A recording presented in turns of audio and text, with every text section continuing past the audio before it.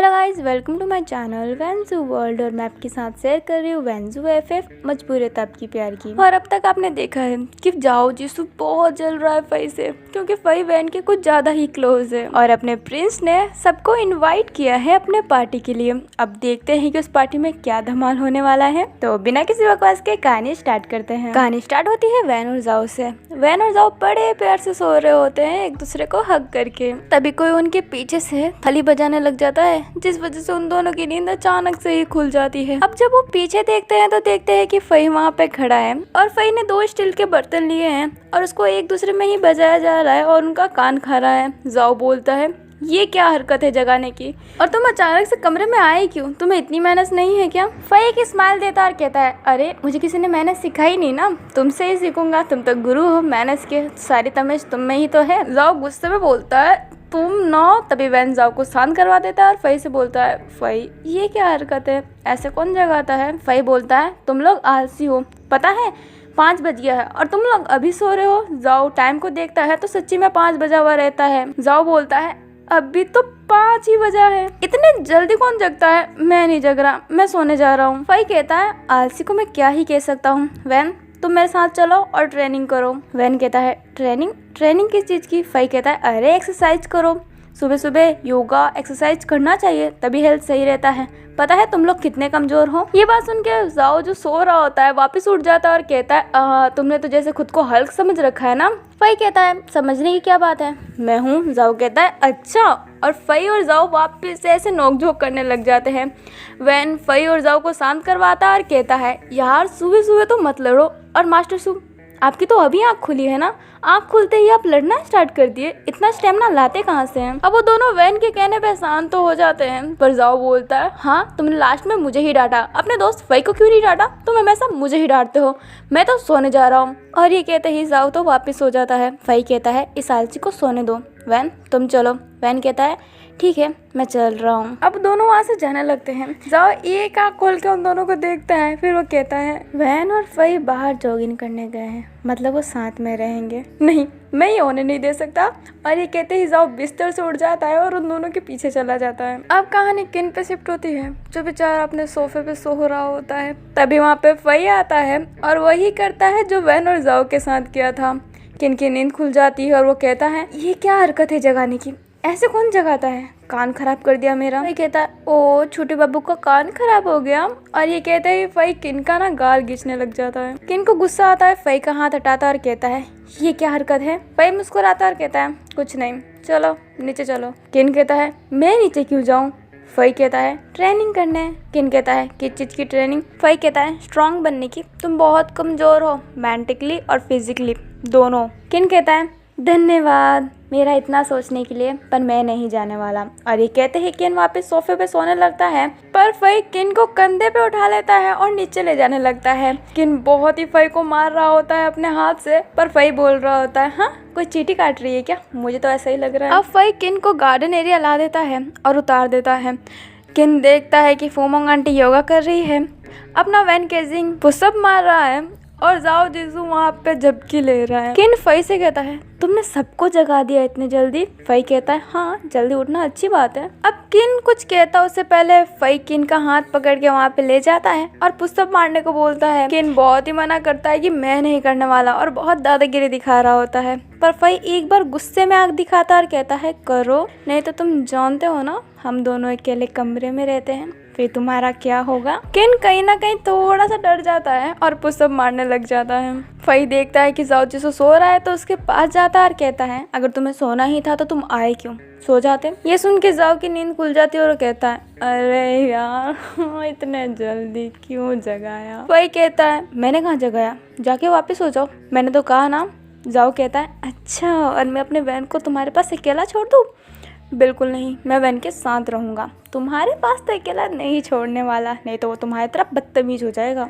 फई मुस्कुराता और कहता है, अच्छा तो मैं भी अपने दोस्त के तुम्हारे पास नहीं छोड़ने वाला, नहीं तो वो तुम्हारी तरफ बोरिंग और बदतमीज हो जाएगा। अब जाओ को थोड़ा सा गुस्सा आता है और वो कहता है, मैं बोरिंग, मैं बदतमीज? फई कहता है, हाँ। अब वो दोनों ना हाथ से लड़ने लग जाते हैं।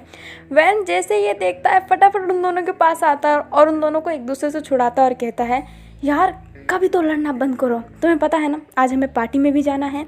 तो जल्दी से ये एक्सरसाइज कर लेते हैं, फिर तैयार होते हैं, पार्टी में जाते हैं, फिर बाहर घूमने जाते हैं ताकि मूड फ्रेश रहे। वही अपने हाथों के अंदर अपना हाथ बंद कर लेता है और मुंह फेर लेता है जाओ से और कहता है तुम्हारे वजह से छोड़ रहा हूँ वैन, नहीं तो आज इसका मुंह ही टूट जाता। जाओ जिसू भी यही कहता है, हाँ सही कहा, मैं अपने लव वैन की वजह से तुम्हें छोड़ रहा हूँ, नहीं तो तुम्हारे तो आज मैं हड्डियां ही तोड़ देता। वही फिर से जाओ की तरफ देखता और कहता है हड्डियां तोड़ोगे मेरा? जाओ कहता है हाँ। अब वो दोनों फिर से लड़ने के लिए पहुंच गए होते हैं। तभी फई के पीछे किन आ जाता है जो कहता है तुम मुझे एक्सरसाइज करवाने वाले थे ना, तो चलो मुझे यहाँ पे क्यों लाए हो? तुम्हारा मुंह दिखाने के लिए? तुम्हारा मुंह इतना अच्छा भी नहीं है जो मैं देखूंगा, इसलिए फटाफट एक्सरसाइज करवाओ मेरी, ताकि मैं नहा धुआ के बाहर अपने भैया और जीजू के साथ घूमने जाऊँ। फई किन से कहता है ठीक है चलो पहले 100 पुशअप करना है, फिर बाद में कुछ। ये कह के फई तो थोड़ा आगे चला जाता है और किन सोचता रहता है क्यों बीच में आया, 100 पुशअप करना पड़ जाएगा मुझे। फई किन को बुलाता है और किन उदास होकर चला जाता है पुशअप करने के लिए। अब कहानी अपने प्रिंस पे शिफ्ट होती है जो किन और अन्नो के पास खड़े रहते हैं और कहते हैं पार्टी का सारा इंतजाम कर दिया है ना? लो कहती है जी सर सब कुछ हो गया है। फिर प्रिंस साउ से बोलता है वोशी आ गया है ना खाना बनाने के लिए? साउ कहती है जी सर वो खाना बना ही रहा है, पर सर उसके साथ युवान भी आया है। प्रिंस कहता है कौन युवान? साउ कहती है जिस होटल में वोशी काम करता है ना उसका ही मालिक है युवान। प्रिंस कहता है पर मालिक क्यों आया है एक वेटर के साथ? साउ कहती है खबर आया है कि वो दोनों डेट कर रहे हैं। प्रिंस कहता है ठीक है। फिर प्रिंस साउ के पास जाता है और धीरे से कान में कहता है मुझे ये खबर कब मिलेगी कि तुम और लुओ डेट कर रहे हो? ये बात सुन के साउ एकदम सीधी हो जाती है और कहती है सर ये क्या बातें कर रहे हैं आप, ऐसा कुछ नहीं है। प्रिंस कहता है हाँ तुमने जितना लोगों के लिए किया है ना उतना कोई प्रेमी ही कर सकता है। अभी प्रिंस और साउ धीरे धीरे करके बात कर रहे होते हैं और लुओ उधर से देख रही होती है कि वो बात क्या कर रहे हैं। साउ कहती है ऐसा कुछ नहीं है सर, मैं लुओ से प्यार नहीं करती हूँ। प्रिंस कहता है हाँ वो तो तुम्हारे आंखों में ही दिखता है। प्रिंस फिर कहता है ठीक है तो मैं लुओ की शादी करवाऊंगा किसी अच्छे से लड़के से, वो लड़का मैं खुद देखूंगा। ये बात सुन के साउ थोड़ी उदास सी हो जाती है और प्रिंस मुस्कुराने लगता है। प्रिंस बोलता है प्यार करती हो तो बोल देना, मुझे पता है कहीं ना कहीं ये खड़ूस लुओ भी तुमसे प्यार करती है। ये बात सुन के साउ प्रिंस की तरफ देखने लग जाती है और प्रिंस हाँ में सर हिलाता है। प्रिंस कहता है ठीक है मौका मिलते ही प्रपोज कर देना, आज नाइट की पार्टी के बाद, मैं चलता हूँ बाय बाय। और ये कहते ही प्रिंस वहाँ से चला जाता है और साउ लुओ को ही देख रही होती है। लुओ फिर थोड़ी सी खड़ूस होकर बोलती है ऐसे क्या देख रही हो मुझे? साउ कहती है तुम इतनी खड़ूस क्यों हो? लुओ कहती है मैं जो हूँ वो हूँ। और ये कहते ही लुओ वहाँ से चली जाती है, पर लुओ को चेहरे पे ना एक प्यार सी स्माइल रहती है और साउ एक गुस्से वाला फेस बना लेती है और कहती है ये लुओ ना हमेशा मेरे पे गुस्सा ही रहती है। अब कहानी से अपने जाओ और अपने वैन पे होता है। जाओ ना बैठ गया होता है सूट बूट पहन के और उसको टाई पहनना तो आता ही नहीं है, इसलिए वो हाथ को फोल्ड करके बैठा रहता है और इंतजार कर रहा होता है कि वैन कब नहा के आएगा। अब थोड़ी देर इंतजार करने के बाद अपना वैन केजिंग नहा के निकल जाता है। वैन ने टॉवल लपेटा होता है और जाओ वैन को देख ही रहा होता है। अब वैन जाओ को देखता है जो उसको ही देख रहा होता है, तो वैन कहता है ऐसे क्या देख रहे हो मुझे? जाओ कहता है तुम्हारी शरीर कितना गोरा है, बचपन से दूध पीते हो क्या? ये बात सुन के वैन केजिंग फटाफट अपना शरीर ढकने लग जाता है और कहता है बदतमीज आँख उधर करो। जाओ कहता है क्यों करो? जाओ फिर अपनी उंगली दिखाते हुए कहता है देखो तुमने मुझे ये रिंग पहनाया है, अब कहीं ना कहीं हम दोनों पार्टनर हुए। और ये कहते ही जाओ उठ जाता है, वैन के पास जाता है और वैन को कस के गले लगा लेता है। वैन फिर जाओ के सर पे हाथ फेरता है और कहता है ठीक है पर मुझे कपड़े तो पहनने दो, हमें लेट हो रहा है ना। अब जाओ वैन से थोड़ा सा दूर होता है और कहता है ठीक है पहन लो। अब वैन और जाओ एक दूसरे को देख ही रहे होते हैं। वैन आंखों से पीछे होने का इशारा करता है। अब जाओ अपने आंखों के इशारे से कहता है कि क्या कह रहे हो? अब वैन और जाओ के बीच में ऐसे ही इशारा चल रहा होता है, तो वैन थोड़ा सा चिल्ला के बोलता है मास्टर सू पीछे होइए, मैंने कहा ना मुझे ड्रेस पहनना है। अब ना जाओ थोड़ा सा फ्लर्ट करते हुए कहता है मेरे सामने ही पहन लो ना। वैन जाओ के गाल पे हल्का सा मारते हुए कहता है पीछे होइए। जाओ कहता है हाँ मार दिया, ठीक है पीछे होता हूँ। और जाओ पीछे पलट जाता है। अब वैन अपना पैंट और शर्ट पहन लेता है और कहता है हाँ अब देख सकते हो। वैन अभी भी ना शर्ट के बटन ही लगा रहा होता है। जाओ कहता है हाय इतनी गोरी शरीर। और ये सुन के ना वैन को शर्म सा आ रहा होता है। वैन कहता है मास्टर साहब बहुत ही अजीब हो गए हो, ऐसा कौन कहता है, मुझे अजीब लग रहा है। जाओ कहता है मैंने क्या कहा, अब तुम्हारी गोरी शरीर है तो है। वैन कहता है ठीक है मेरी गोरी शरीर है, पर अब आप ऐसा कुछ नहीं कहोगे। जाओ कहता है ठीक है बाबा, कुछ नहीं कहूँगा। अब मेरे प्यारे लाओ वैन, मुझे थोड़ा टाई पहना दो, तुम्हें पता है ना मुझे टाई पहनना नहीं आता। वैन कहता है ठीक है पास आइए, और ये कहते ही जाओ इतना पास चला जाता है। तो वैन कहता है अरे थोड़ा दूर चाहिए, ऐसा तो मेरा हाथ आपके गले पे पहुंच ही नहीं रहा है, टाई कैसे बांधूंगा मैं। अब जाओ प्यारी स्माइल देते हुए कहता है मत बांधो, मुझे किस कर दो बस। वैन मना कर देता है। जाओ कहता है प्लीज प्लीज एक हल्की सी, सुबह से नहीं मिली मुझे। अब वैन मना कर रहा होता है और जाओ बहुत जिद कर रहा होता है, बहुत क्यूट फेस बना के, इसलिए वैन हल्का सा उसको किस कर देता है लिप पे। जाओ अपने लिप को छूता और कहता है हाँ ये क्या था, ये मुझे क्या छू के चला गया। वैन कहता है मास्टर शू अब बात मानिए मेरी, हमें लेट हो रहा है ना। जाओ थोड़ा गुस्सा हो जाता है और कहता है ठीक है बांध दो मेरा टाई, और वैन से थोड़ा सा क्या बहुत दूर हो जाता है। वैन कहता है इतना दूर क्यों चले गए। जाओ कहता है तुमने ही तो बोला दूर जाओ दूर जाओ दूर जाओ, तो दूर चला गया। वैन जाओ के करीब जाने लगता है और जाओ उतना ही दूर जाने लगता है। वैन बोलता है अरे टाई बांधनी थी ना। जाओ कहता है हाँ तो बांध दो ना। अब वैन जाओ के पीछे भागने लग जाता है और जाओ आगे आगे भागने लग जाता है। अब वो दोनों एक तरीके से पकड़म पकड़ाई खेल रहे होते हैं। और फाइनली वैन जाओ को पकड़ लेता है, पर पकड़ते समय जाओ और वैन बेड पे गिर जाते हैं। वैन जाओ के ऊपर रहता है और उसकी आंखों में ही देखा जा रहा होता है। जाओ कहता है अरे वाह इतने प्यार से क्यों देख रहे हो, उस समय से तो गुस्सा कर रहे थे। वैन कहता है आप पे ना मुझे हर वक्त प्यार ही आता है। जाओ कहता है अच्छा तो उस समय क्या कर रहे थे, किस मांगा तो होठ को छू के चले गए। तुम तो बहुत खड़ूस हो गए हो लाओ। वैन कुछ नहीं कहता है और जाओ के लिप पे किस कर लेता है। वैन कहता है आप खुश हो। जाओ कहता है ऐसे थोड़ा ना खुशी मिलती है। जाओ फिर वैन को अपने नीचे ले लेता है और उसे किस करने लग जाता है। वैन अपना हाथ बेड की तरफ ही ऊपर ले जाने लगता है, तभी जाओ वैन का हाथ कस के पकड़ लेता है। अब कहानी किन पे शिफ्ट होती है, जो तैयार हो गया होता है। उसने रेड पैंट, रेड कोटी, अंदर ब्लैक शर्ट और ऊपर रेड टाई लगाई होती है और वो बहुत ही सुंदर लग रहा होता है। अब अपने जाओ ने ना फई को भी एक बहुत प्यारा सा सूट दिया होता है ब्लैक एंड वाइट कलर का। किन जब फई को देखता है तो किन देखता है कि फई ने पैंट और शर्ट पहन लिया है पर कोटी नहीं लगाया है और टाई भी नहीं पहना है, और शर्ट के बटन तो पूरे ही खुले हैं, बस मात्र 3 बटन लगाए हुए हैं। अब किन फई के पास जाता और कहता है ये क्या है, तुम अभी तक तैयार नहीं हुए। फई बोलता है मैं तो कब का तैयार हूँ, देखो ना कितना सेक्सी लग रहा हूँ। किन बोलता है 1 मिनट, अपने आप को सेक्सी कौन कहता है। फई कहता है मैं, क्योंकि मैं हूँ एकदम हॉट बॉय।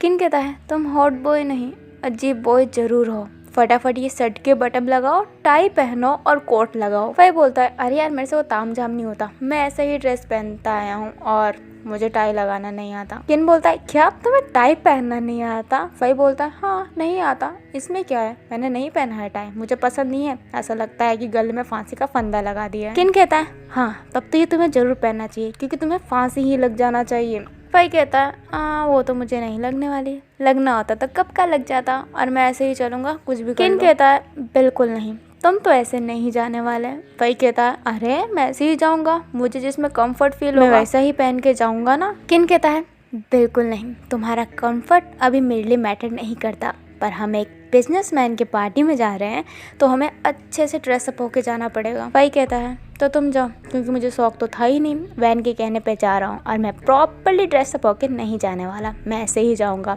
किन कहता है देखता हूँ कैसे जाओगे, और किन ना जबरदस्ती फई के बटन लगाने लग जाता है। फई बहुत मना कर रहा होता है पर किन मान ही नहीं रहा होता। और फई चिल्ला के बोलता है छोड़ो मुझे, पर किन उससे भी ज़्यादा तेज चिल्ला के बोलता है नहीं छोड़ूंगा, मेरी बात माननी पड़ेगी।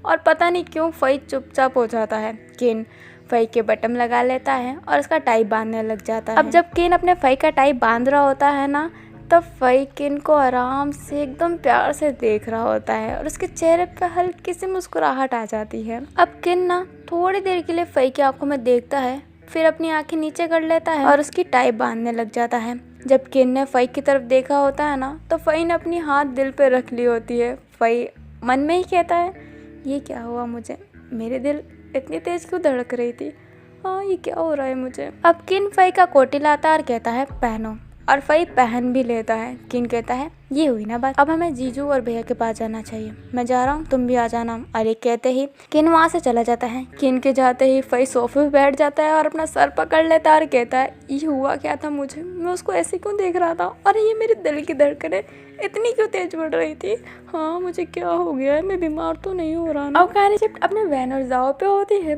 जाओ वैन से नजरें दूर करके बैठा हुआ रहता है और वैन केसिंग जाओ को घूर घूर के देख रहा होता है। वैन केसिंग के सारे बटन खुले हुए थे और उसके बॉडी पे बहुत सारे लव बाइट थे, तो आप समझ ही सकते हो कि जाओ ने वैन के साथ क्या किया है। वैन जाओ को गुस्से में कहता है मैंने कितनी बार आपको रोकने की कोशिश किया पर आप रुके ही नहीं, अब देखो लेट हो गया ना हमारा। जाओ कहता है तुम इस लव बाइट को लेके परेशान में हो क्या, कोई बात नहीं ना, ये तो शर्ट पहनोगे ही ना तुम, तो ये तो छुप ही जाना है। वैन जाओ के पास जाता है, उसका कान खींच लेता है और कहता है पता ना चलने की बात नहीं है, आपकी वजह से मैं लेट हो गया। देखो मैं तो बिल्कुल तैयार नहीं हूँ, आप तो एकदम तैयार होके बैठे हो ना। जाओ कहता है तो अभी तो मेरा कान खींच रहे हो, इससे अच्छा तैयार हो जाते ना। वैन कहता है आपको तो मैं बाद में देखता हूँ, अभी मैं तैयार होता हूँ। अभी वैन जाओ का कान छोड़ के अपना शर्ट की बटन लगा रहा होता है, तभी किन गेट के पास आ जाता है और नॉक करने लग जाता है। नॉक सुनते ही वैन फटाफट बटन लगाने लग जाता है और जाओ कहता है हाँ कौन। किन कहता है मैं हूँ। जाओ कहता है अरे भाई अंदर आ जाओ। जाओ कहता है अंदर आ जाओ, मैंने तैयार ही नहीं हुआ हूँ। जाओ कहता है मैं क्या करता। किन तो अंदर आ जाता है। वैन फटाफट वॉशरूम की तरफ भाग जाता है और अपनी ना ऐसे शरीर क्लीन करता है और बटन लगा लेता है और वापस आ जाता है बाहर। किन कहता है वैन से जीजू आप अभी नहा के आए हैं क्या। वैन कहता है हाँ अभी नहा के आया हूँ। जाओ कहता है देखो ना वैन कितना लेट है, मैं तो कब का तैयार हुआ पड़ा हूँ पर वैन तो अभी तक तैयार ही नहीं हुआ। वैन गुस्से में जाओ को देखने लग जाता है और जाओ मुस्कुराने लग जाता है। किन कहता है अरे भैया ऐसी कोई बात नहीं है ना, अभी काफ़ी ज़्यादा टाइम है, जीजू आप तैयार हो जाइए। वैन कहता है ठीक है। फिर वैन तैयार होने लग जाता है, तभी कमरे के अंदर फई आता है और फई ने अभी भी नॉक नहीं किया होता है। फई का एक हाथ जेब में था और वो बड़े स्टाइल से अंदर आ रहा था और कह रहा था चले काफ़ी लेट हो गया है, फूमोंग आंटी भी तैयार हो गई है। और अपना फई ना बहुत ही ज़्यादा सुंदर लग रहा था। अपना जाओ बोलता है फई से काफ़ी अच्छा लग रहे हो आज। फई कहता है थैंक यू, मुझे पता था कि मैं खूबसूरत हूँ पर तुमने भी आज मान ही लिया। जाओ ये बात सुन के अपने सर पे हाथ मारता है और कहता है इस लड़के का कुछ नहीं हो सकता। अपना वैन फई को देखता है और कहता है बहुत ज़्यादा अच्छे लग रहे हो आज। फई कहता है थैंक यू। अभी जाओ ना मुंह हिलाने लग जाता है, जैसे वैन ने कहा था ना फई तुम बहुत सुंदर लग रहे हो, वैसे ही वो लिपसिंग करता है और अजीब सा ना ऐसे उल्टी जैसा मुंह बनाता है और किन के गोद में सो जाता है। किन बोलता है भाई क्या हुआ आप सो क्यों रहे हो। जाओ बोलता है मुझे आराम करने दो। किन मुस्कुराता है कहता है ठीक है आराम कर लीजिए। और ये कहते ही किन जाओ के सर पे हाथ फेरने लग जाता है और जाओ बड़े ही प्यार से किन के गोद में सो जाता है। अभी फई है ना जाओ को किन के गोद में सोता हुआ देख रहे होते हैं और फिर किन की तरफ देखने ही लग जाता है फई। वैन भी नोटिस करता है कि फई किन की तरफ ही देख रहा होता है। वैन फई से बोलता है फई, पर फई तो किन की तरफ देख रहा होता है इसलिए वो वैन की तरफ ध्यान ही नहीं देता। फिर वैन फई के पास जाता है और उसके शरीर पे अपना हाथ रखता है और कहता है क्या हुआ ऐसे क्यों देख रहे हो मेरे साले को। फई बोलता है कुछ नहीं, बस पता नहीं क्या हो गया था मुझे, माफ करना। और ये कहता है फई वहाँ से चला जाता है और अपना वैन मुस्कुराने लग जाता है। वैन फिर दोनों से कहता है अब चले काफ़ी लेट हो गया है ना। जाओ किन के गोद से उठता है और कहता है ठीक है चलते हैं। फिर वो पांचों कार के पास चले जाते हैं। फई कार चला रहा होता है, किन उसके पास में ही बैठा होता है और फूमोंग जाओ और वैन पीछे वाले सीट पे बैठे रहते हैं। अब कहानी प्रिंस पे शिफ्ट होती है। प्रिंस ने जहाँ पे पार्टी दी होती है ना उसी के गेट के पास खड़ा रहता है और सारे मेहमानों का स्वागत कर रहा होता है। जाओ जिंग उसके पीछे ही खड़ा रहता है और बहुत ही अंदर जेलस फील कर रहा होता है और गुस्सा हो रहा होता है। तभी वहाँ पे अपनी वेंजो की गाड़ी आके रुकती है और गाड़ी से सबसे पहले जाओ निकलता है, फिर वैन, फिर फूमोंग आंटी, फिर अपना फई और फिर अपना किम। जाओ के हाथ में एक ब्यूटीफुल सा बुके रहता है जो वो प्रिंस को जाके देता है और बधाई देता है टॉप 1 पे आने के लिए। अब प्रिंस एक प्यारी सी स्माइल करता है और वो बुके ले लेता है और कहता है थैंक यू मेरी खुशी में शामिल होने के लिए, अब आप अंदर जा सकते हैं। अब वो धीरे धीरे करके सब अंदर जाने लगते हैं। अपना वैन केजिंग प्रिंस को ही देख रहा होता है और प्रिंस वैन केजिंग से नज़रें ही नहीं मिला रहा होता है। जाओ कहता है क्या हुआ तुम मुझसे ऐसे क्यों देख रहे थे। वैन कहता है मुझे ऐसा लगता है कि मैं इससे कभी मिल चुका हूँ, मैंने इससे काफ़ी सारे बातें भी की हैं पर मुझे याद नहीं कि कहाँ पे।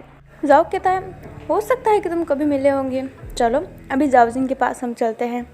वैन कहता है ठीक है। फिर वैन और अपना जाओजिंग के पास जाते हैं।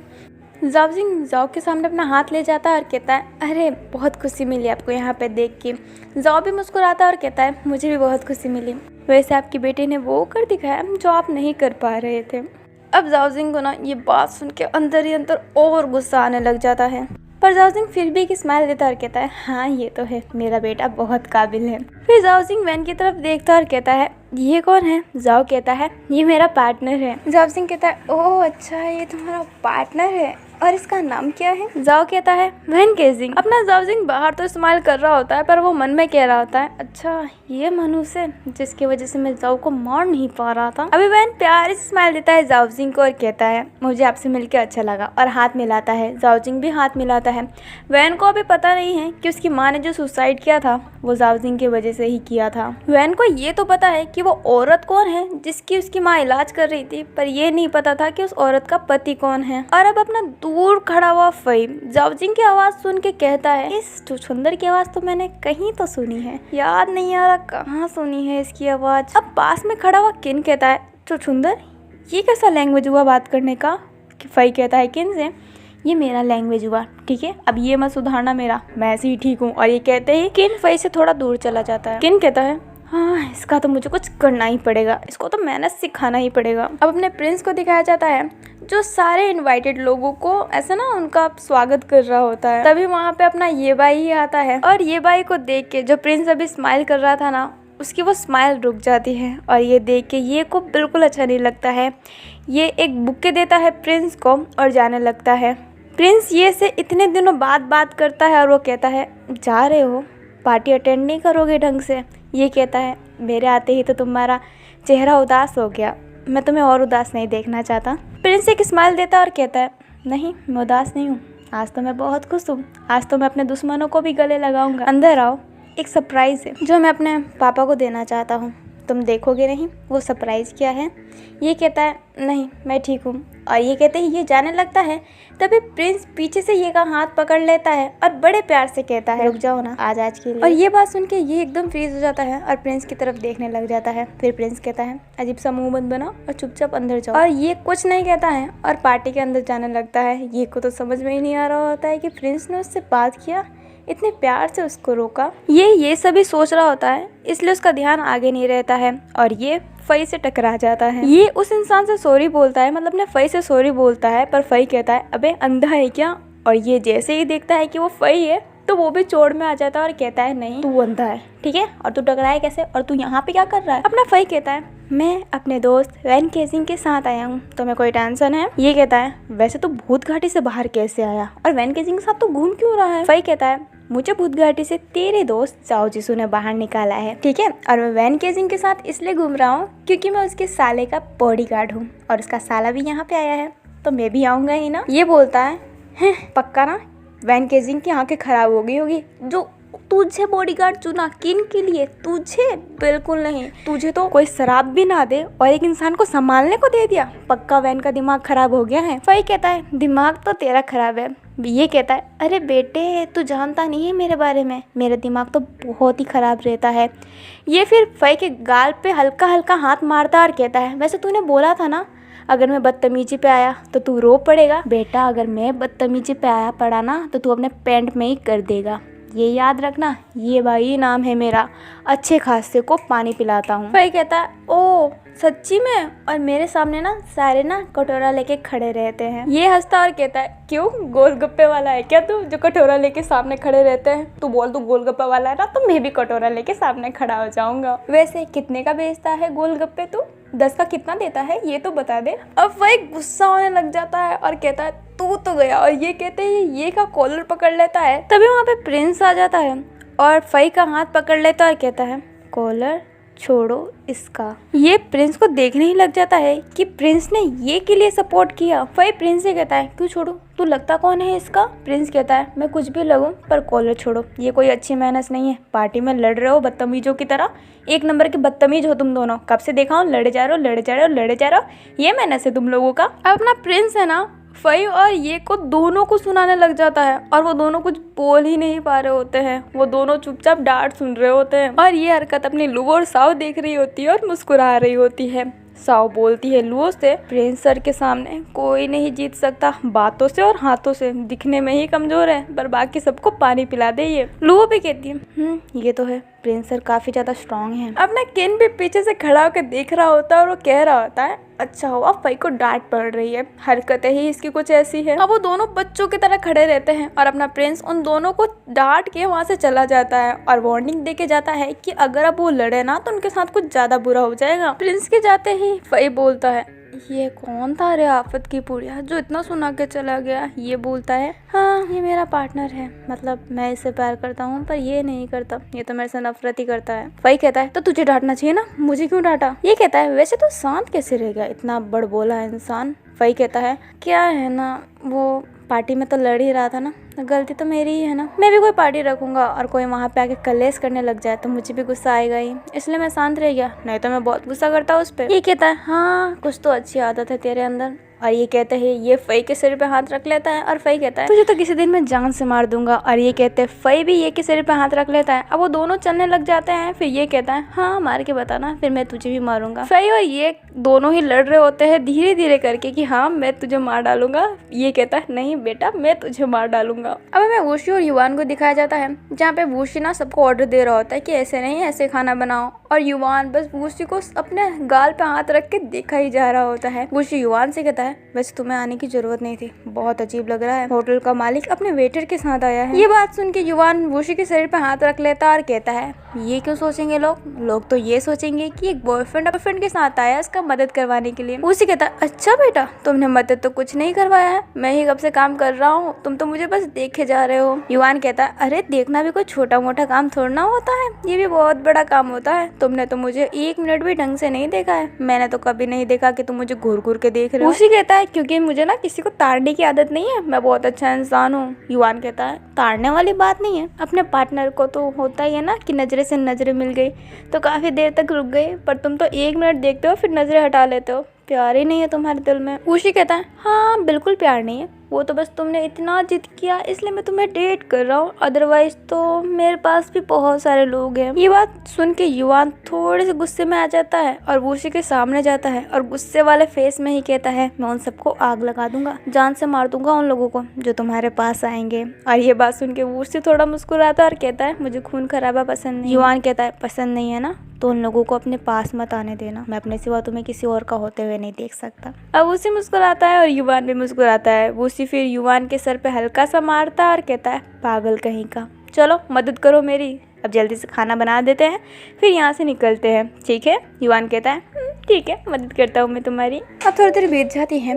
वूशी ने अपना पूरा काम कंप्लीट कर लिया होता है और वो घर जाने वाला रहता है। वूशी प्रिंस के पास जाता है और कहता है मेरा पूरा काम कंप्लीट हो गया है, मैं घर जा रहा हूँ, ठीक है। प्रिंस कहता है अरे अब जब तुम आ ही गए हो तो पार्टी अटेंड क्यों नहीं कर लेते। वूशी कहता है नहीं मुझे जाना है। प्रिंस की बहुत जिद करने पे वूशी वहाँ पे रुक जाता है। प्रिंस फिर वूशी को एक प्यारी सी सूट देता है जो ग्रीन कलर की होती है। वूशी मना करता है कि वो नहीं पहनेगा, पर प्रिंस के जिद करने पे वूशी को वो पहनना पड़ता है। वूशी अभी अपना ड्रेस चेंज कर रहा होता है और उसके पास युवान रहता है। युवान वूशी से कहता है ये प्रिंस तुम्हारे कुछ ज़्यादा क्लोज नहीं है, तुमसे बहुत अच्छे से बात करता है, तुम्हें शूट बूट भी दिया और तुम्हें यहाँ पे पार्टी अटेंड करने को भी कहा, ऐसा क्यों। वूशी कहता है पता नहीं। युवान कहता है वैसे तुम्हें नफरत नहीं है क्या। वूशी बोलता है नफरत क्यों होगा। युवान बोलता है तुम ही तो बोलते हो कि तुम्हें सारे अमीर लोगों से नफरत है। वूशी कहता है नहीं, तुम्हारे मिलने के बाद मेरा नजरिया बदल गया है, अब मुझे सारे अमीरों से नफरत नहीं है, पर हाँ जो लालची होते हैं मुझे उनसे नफरत जरूर है, जो पैसों के लिए अपनी फैमिली को छोड़ देते हैं, जो पैसों के लिए किसी को जान से मार देते हैं। वैसे तो मैं खून खराबा पसंद नहीं करता, पर मैं ऐसे लोगों को मरता हुआ जरूर देखना चाहता हूँ। युवान मुस्कुराता है, वूशी को गले लगा लेता है और कहता है मेरा भोला बच्चा। वूशी कहता है चलो दूर हो, मस्का मत लगाओ मुझे। युवान कहता है तुम ना मुझे कभी हग नहीं करने देते, ना ही तुम मुझे किस करते हो, कुछ नहीं करने देते। वूशी कहता है तो क्यों करने दूं। युवान कहता है मैं तुम्हारा बॉयफ्रेंड हूँ ना। वूशी कहता है तो इन सब चीज़ों के लिए ही हो। युवान कहता है नहीं इन सब चीज़ों के लिए नहीं हो, पर कभी कभी तो मिलना बनता है ना। वूशी कहता है बिल्कुल नहीं। युवान अब बच्चों जैसे उससे किस मांग रहा होता है, पर वूशी मना ही कर रहा होता है। युवान फिर गुस्से में अपना मुंह फेर लेता और कहता है कोई बात नहीं, मैं बिन किस के रह लूंगा। अब उसी मुस्कुराता है और युवान के चिक पे छोटा सा प्यारा सा किस कर देता है और अपना युवान उसमें ही खुश हो जाता है। अपने प्रिंस को दिखाया जाता है जो स्टेज पे खड़ा रहता है और सारे लोग खड़े रहते हैं, वहाँ पे सभी के सभी लोग रहते हैं। अपना प्रिंस कहता है आप सब जानते हैं कि मैं पार्टी क्यों दे रहा हूँ, मैं बिजनेसमैन के टॉप 1 में आया हूँ जो मेरे पापा चाहते थे। मुझे बहुत खुशी मिल रही है सच्ची में कि मैंने अपने पापा का सपना पूरा किया है और मैं जानता हूँ कि मेरे पापा भी उतने ही खुश होंगे, है ना पापा। और प्रिंस अपने पापा की तरफ इशारा करता है। जाओजिंग कहता है हाँ बेटा मैं बहुत ही खुश हूँ। अब जाओजिंग मन में कह रहा होता है हाँ मैं बहुत ही खुश हूँ, इतना खुश हूँ कि मन कर रहा है कि तुम्हारा गला दबा दूँ। फिर प्रिंस मुस्कुराता और कहता है वैसे मैंने बहुत सारे केस सुने हैं जिसमें इंसान पैसे के लिए बहुत कुछ कर देता है, पता नहीं ऐसे घटिया इंसान कहाँ से आ जाते हैं, पर मेरे पापा ऐसा नहीं है, वो बहुत अच्छे हैं, है ना पापा। जाओजिंग फिर कहता है बेटा ये तो तुम्हारा बड़प्पन है। जाओजिंग मन में कहता है ऐसा लग रहा है कि मुझे ताना दे रहा है, इसको तो मैं छोड़ूंगा नहीं। प्रिंस फिर कहता है वैसे मेरे पापा ने ना इस मुकाम को पाने के लिए ना बहुत कोशिश की है, मैं जो आज जो कुछ भी हूँ ना अपने पापा की वजह से हूँ। अब अपना प्रिंस जाओजिंग की बहुत तारीफ करने लग जाता है और ये बात सुनकर बहुत ही गुस्सा आ रहा होता है। ये धीरे से ही कहता है मेरा प्रिंस कितना बोला है ना, ऐसे इंसान की तारीफ कर रहा है जिसमें कोई अच्छाई है ही नहीं। मेरे प्रिंस की आंखों में इसने पट्टी बांध रखी है और मैं कुछ कर भी नहीं सकता। फिर प्रिंस कहते हैं मेरे जाओजिंग पापा दुनिया के सबसे अच्छे पापा है। और जाओजिंग नाम सुन के वूशी इधर उधर देखने लग जाता है। वूशी की नज़र फिर जाओजिंग पे पड़ती है और ये देख के वूशी को बहुत ही गुस्सा आने लग जाता है। वूशी की ना जैसे खून खोलने लग जाती है। अब युवान वूशी के शरीर पर हाथ रख लेता और कहता है मुझे पता है तुम्हारा गुस्सा होना जायज़ है। अब वूशी युवान की तरफ देख के बोलता है तुम्हें पता था प्रिंस का बाप जाओजिंग है। युवान कहता है हाँ मुझे पता था। वूशी कहता है तो तुमने मुझे बताया क्यों नहीं।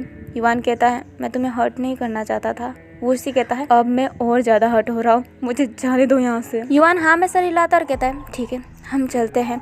अभी वूशी की आंखों में आंसू आ रहा होता है और वो कहता है मुझे नफरत है इस इंसान से, मुझे बहुत नफरत है इस इंसान से। अब वूशी और युवान जाने ही वाले रहते हैं। तभी प्रिंस वूशी को आवाज़ देता और कहता है वूशी रुको ना, कहाँ जा रहे हो तुम, अभी तो पार्टी बाकी है। अभी वूशी रुक जाता है। युवान वूशी का आंसू साफ करता है। वूशी स्टेज की तरफ देखता है और चिल्ला के कहता है नहीं मुझे अभी जाना है, मुझे थोड़ा काम है। वूशी नाम सुनते ही ना जाओजिंग भी वूशी की तरफ देखता है और उसे भी शौक लगता है क्योंकि उसे पता रहता है कि जाओजिंग का बेटा मतलब वूशी ही जाओजिंग का बेटा है। उसे पता है कि वूशी उसका पहला बेटा है। और प्रिंस जाओजिंग की तरफ देखता और कहता है क्या हुआ पापा, शौक लगा क्या कि आपका पहला बेटा यहाँ पे क्या कर रहा है। और ये देख के जाओजिंग को शौक तो नहीं लगा था कि वूशी यहाँ पे क्या कर रहा है, पर ये सुन के जरूर शौक लगता है कि प्रिंस को पता है कि वूशी ही उसका पहला बेटा है। जाओजिंग कहता है कि क्या बात कर रहे हो तुम, मेरा एक ही बेटा है और वो तुम हो। अब प्रिंस मुस्कुराता और कहता है हाँ मैं जानता हूँ सब आपके बारे में, तो ये जो अच्छाई का चोला है ना उतार दीजिए पिताजी। अब प्रिंस चिल्ला के बोलता है पता है मेरे पापा कितने महान हैं, उन्होंने ये सब पाने के लिए कितना कुछ किया। मेरे सगे बाप को मरवा दिया, मेरी माँ को मरवा दिया, और पता है मेरी माँ के लिए जिस लेडी डॉक्टर ने स्टैंड लिया ना उससे भी इतना मजबूर कर दिया कि उसने फांसी लगा लिया, इतना मजबूर किया। और आज ना हमारे बीच में वही माँ का बेटा खड़ा है। और प्रिंस वैन केजिंग की तरफ इशारा करता है। अब वैन केजिंग को भी समझ में आता है कि जाओजिंग उसी औरत का पति है जिस औरत के लिए उसकी माँ ने स्टैंड लिया था। प्रिंस फिर कहता है मेरा बाप इतना महान है ना कि अपने पहले पत्नी और अपने बच्चे को छोड़ दिया, किस लिए, चंद पैसों के लिए। और पता है पैसे मिल जाने के बाद उसने क्या किया, इस रैंकिंग 1 पे आने के लिए बहुत बड़े बिजनेसमैन को अपने रास्ते से हटाने की कोशिश की। उसका मुकाबला तो कर नहीं सकता है, इसलिए उसने एक इंसान को उसके घर पे रखा जो उसको जहर दे, उस पे हमला करवाए, उस पे हर वक्त नजरें रखे। और ये कहते ही प्रिंस जाओजिंग की तरफ देखता और कहता है ना पिताजी। जाओजिंग कहता है तुम पागल हो गए हो क्या बेटा, तुम ऐसे फालतू की बातें क्यों कर रहे हो। प्रिंस कहता है फालतू की बातें।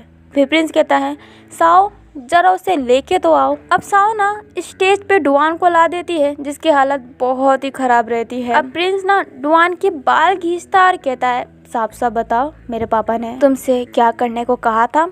अब डुआन थोड़ा सा डरते हुए कहता है हाँ जाओजिंग ने मुझे जाओ जिसू के घर पे रहने के लिए पैसे दिए थे, उस पर नज़र रखने के लिए पैसे दिए थे, और इसने मुझे जाओ जिसू के ड्रिंक में जहर डालने को भी कहा था ताकि जाओ जिसू मर जाए और ये रैंकिंग 1 पे आ जाए। अब ये सुन के जाओ जिसू धीरे से बोलता है मतलब उस दिन जो बच्चे ने जहर पिया था वो इसकी वजह से पिया था, उसकी माँ ने जो सुसाइड किया था वो इसकी वजह से किया था। और जो मेरा फर्स्ट से लेके अभी तक FF सुन रहा है तो पता ही होगा कि जाओजिंग मतलब अपना जाओ जिसको किस बच्चे की बात कर रहा है। अब अपना प्रिंस कहता है चलो इस डुआन को यहाँ से ले जाओ। इसका मनुष्य चेहरा देख देख के आंखें खराब हो रही है मेरी।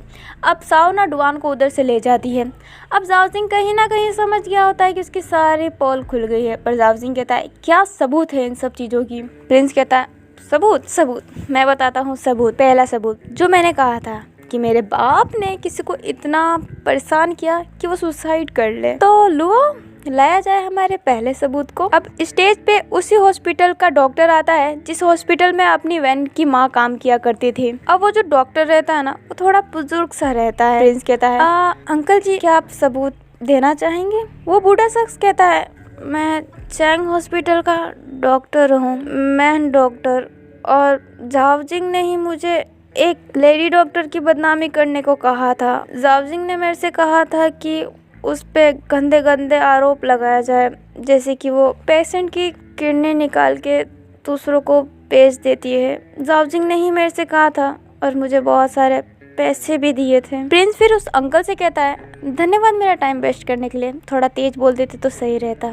और वैसे अगर आप जैसे डॉक्टर हो ना तो इंसान जो बोलते हैं ना कि डॉक्टर भगवान का रूप है वो बोलेंगे शैतान का रूप। बेशर्म हो तुम लोग। अब चलो अंकल ये भी बता दो कि मेरी माँ बची थी या फिर नहीं। अब अंकल फिर से उतना ही अटक अटक के बोलता है कि इस लड़के की माँ तो बच गई थी, पर जाओजिंग ने बोला कि मार दो उसे, तो हमने हॉस्पिटल में ही मार दिया और कहा गया कि ऑपरेशन के वक्त ही वो मर गई। अब जाओजिंग की हालत पेंचर होने लग जाती है। प्रिंस फिर अंकल से कहता है ठीक है जाओ।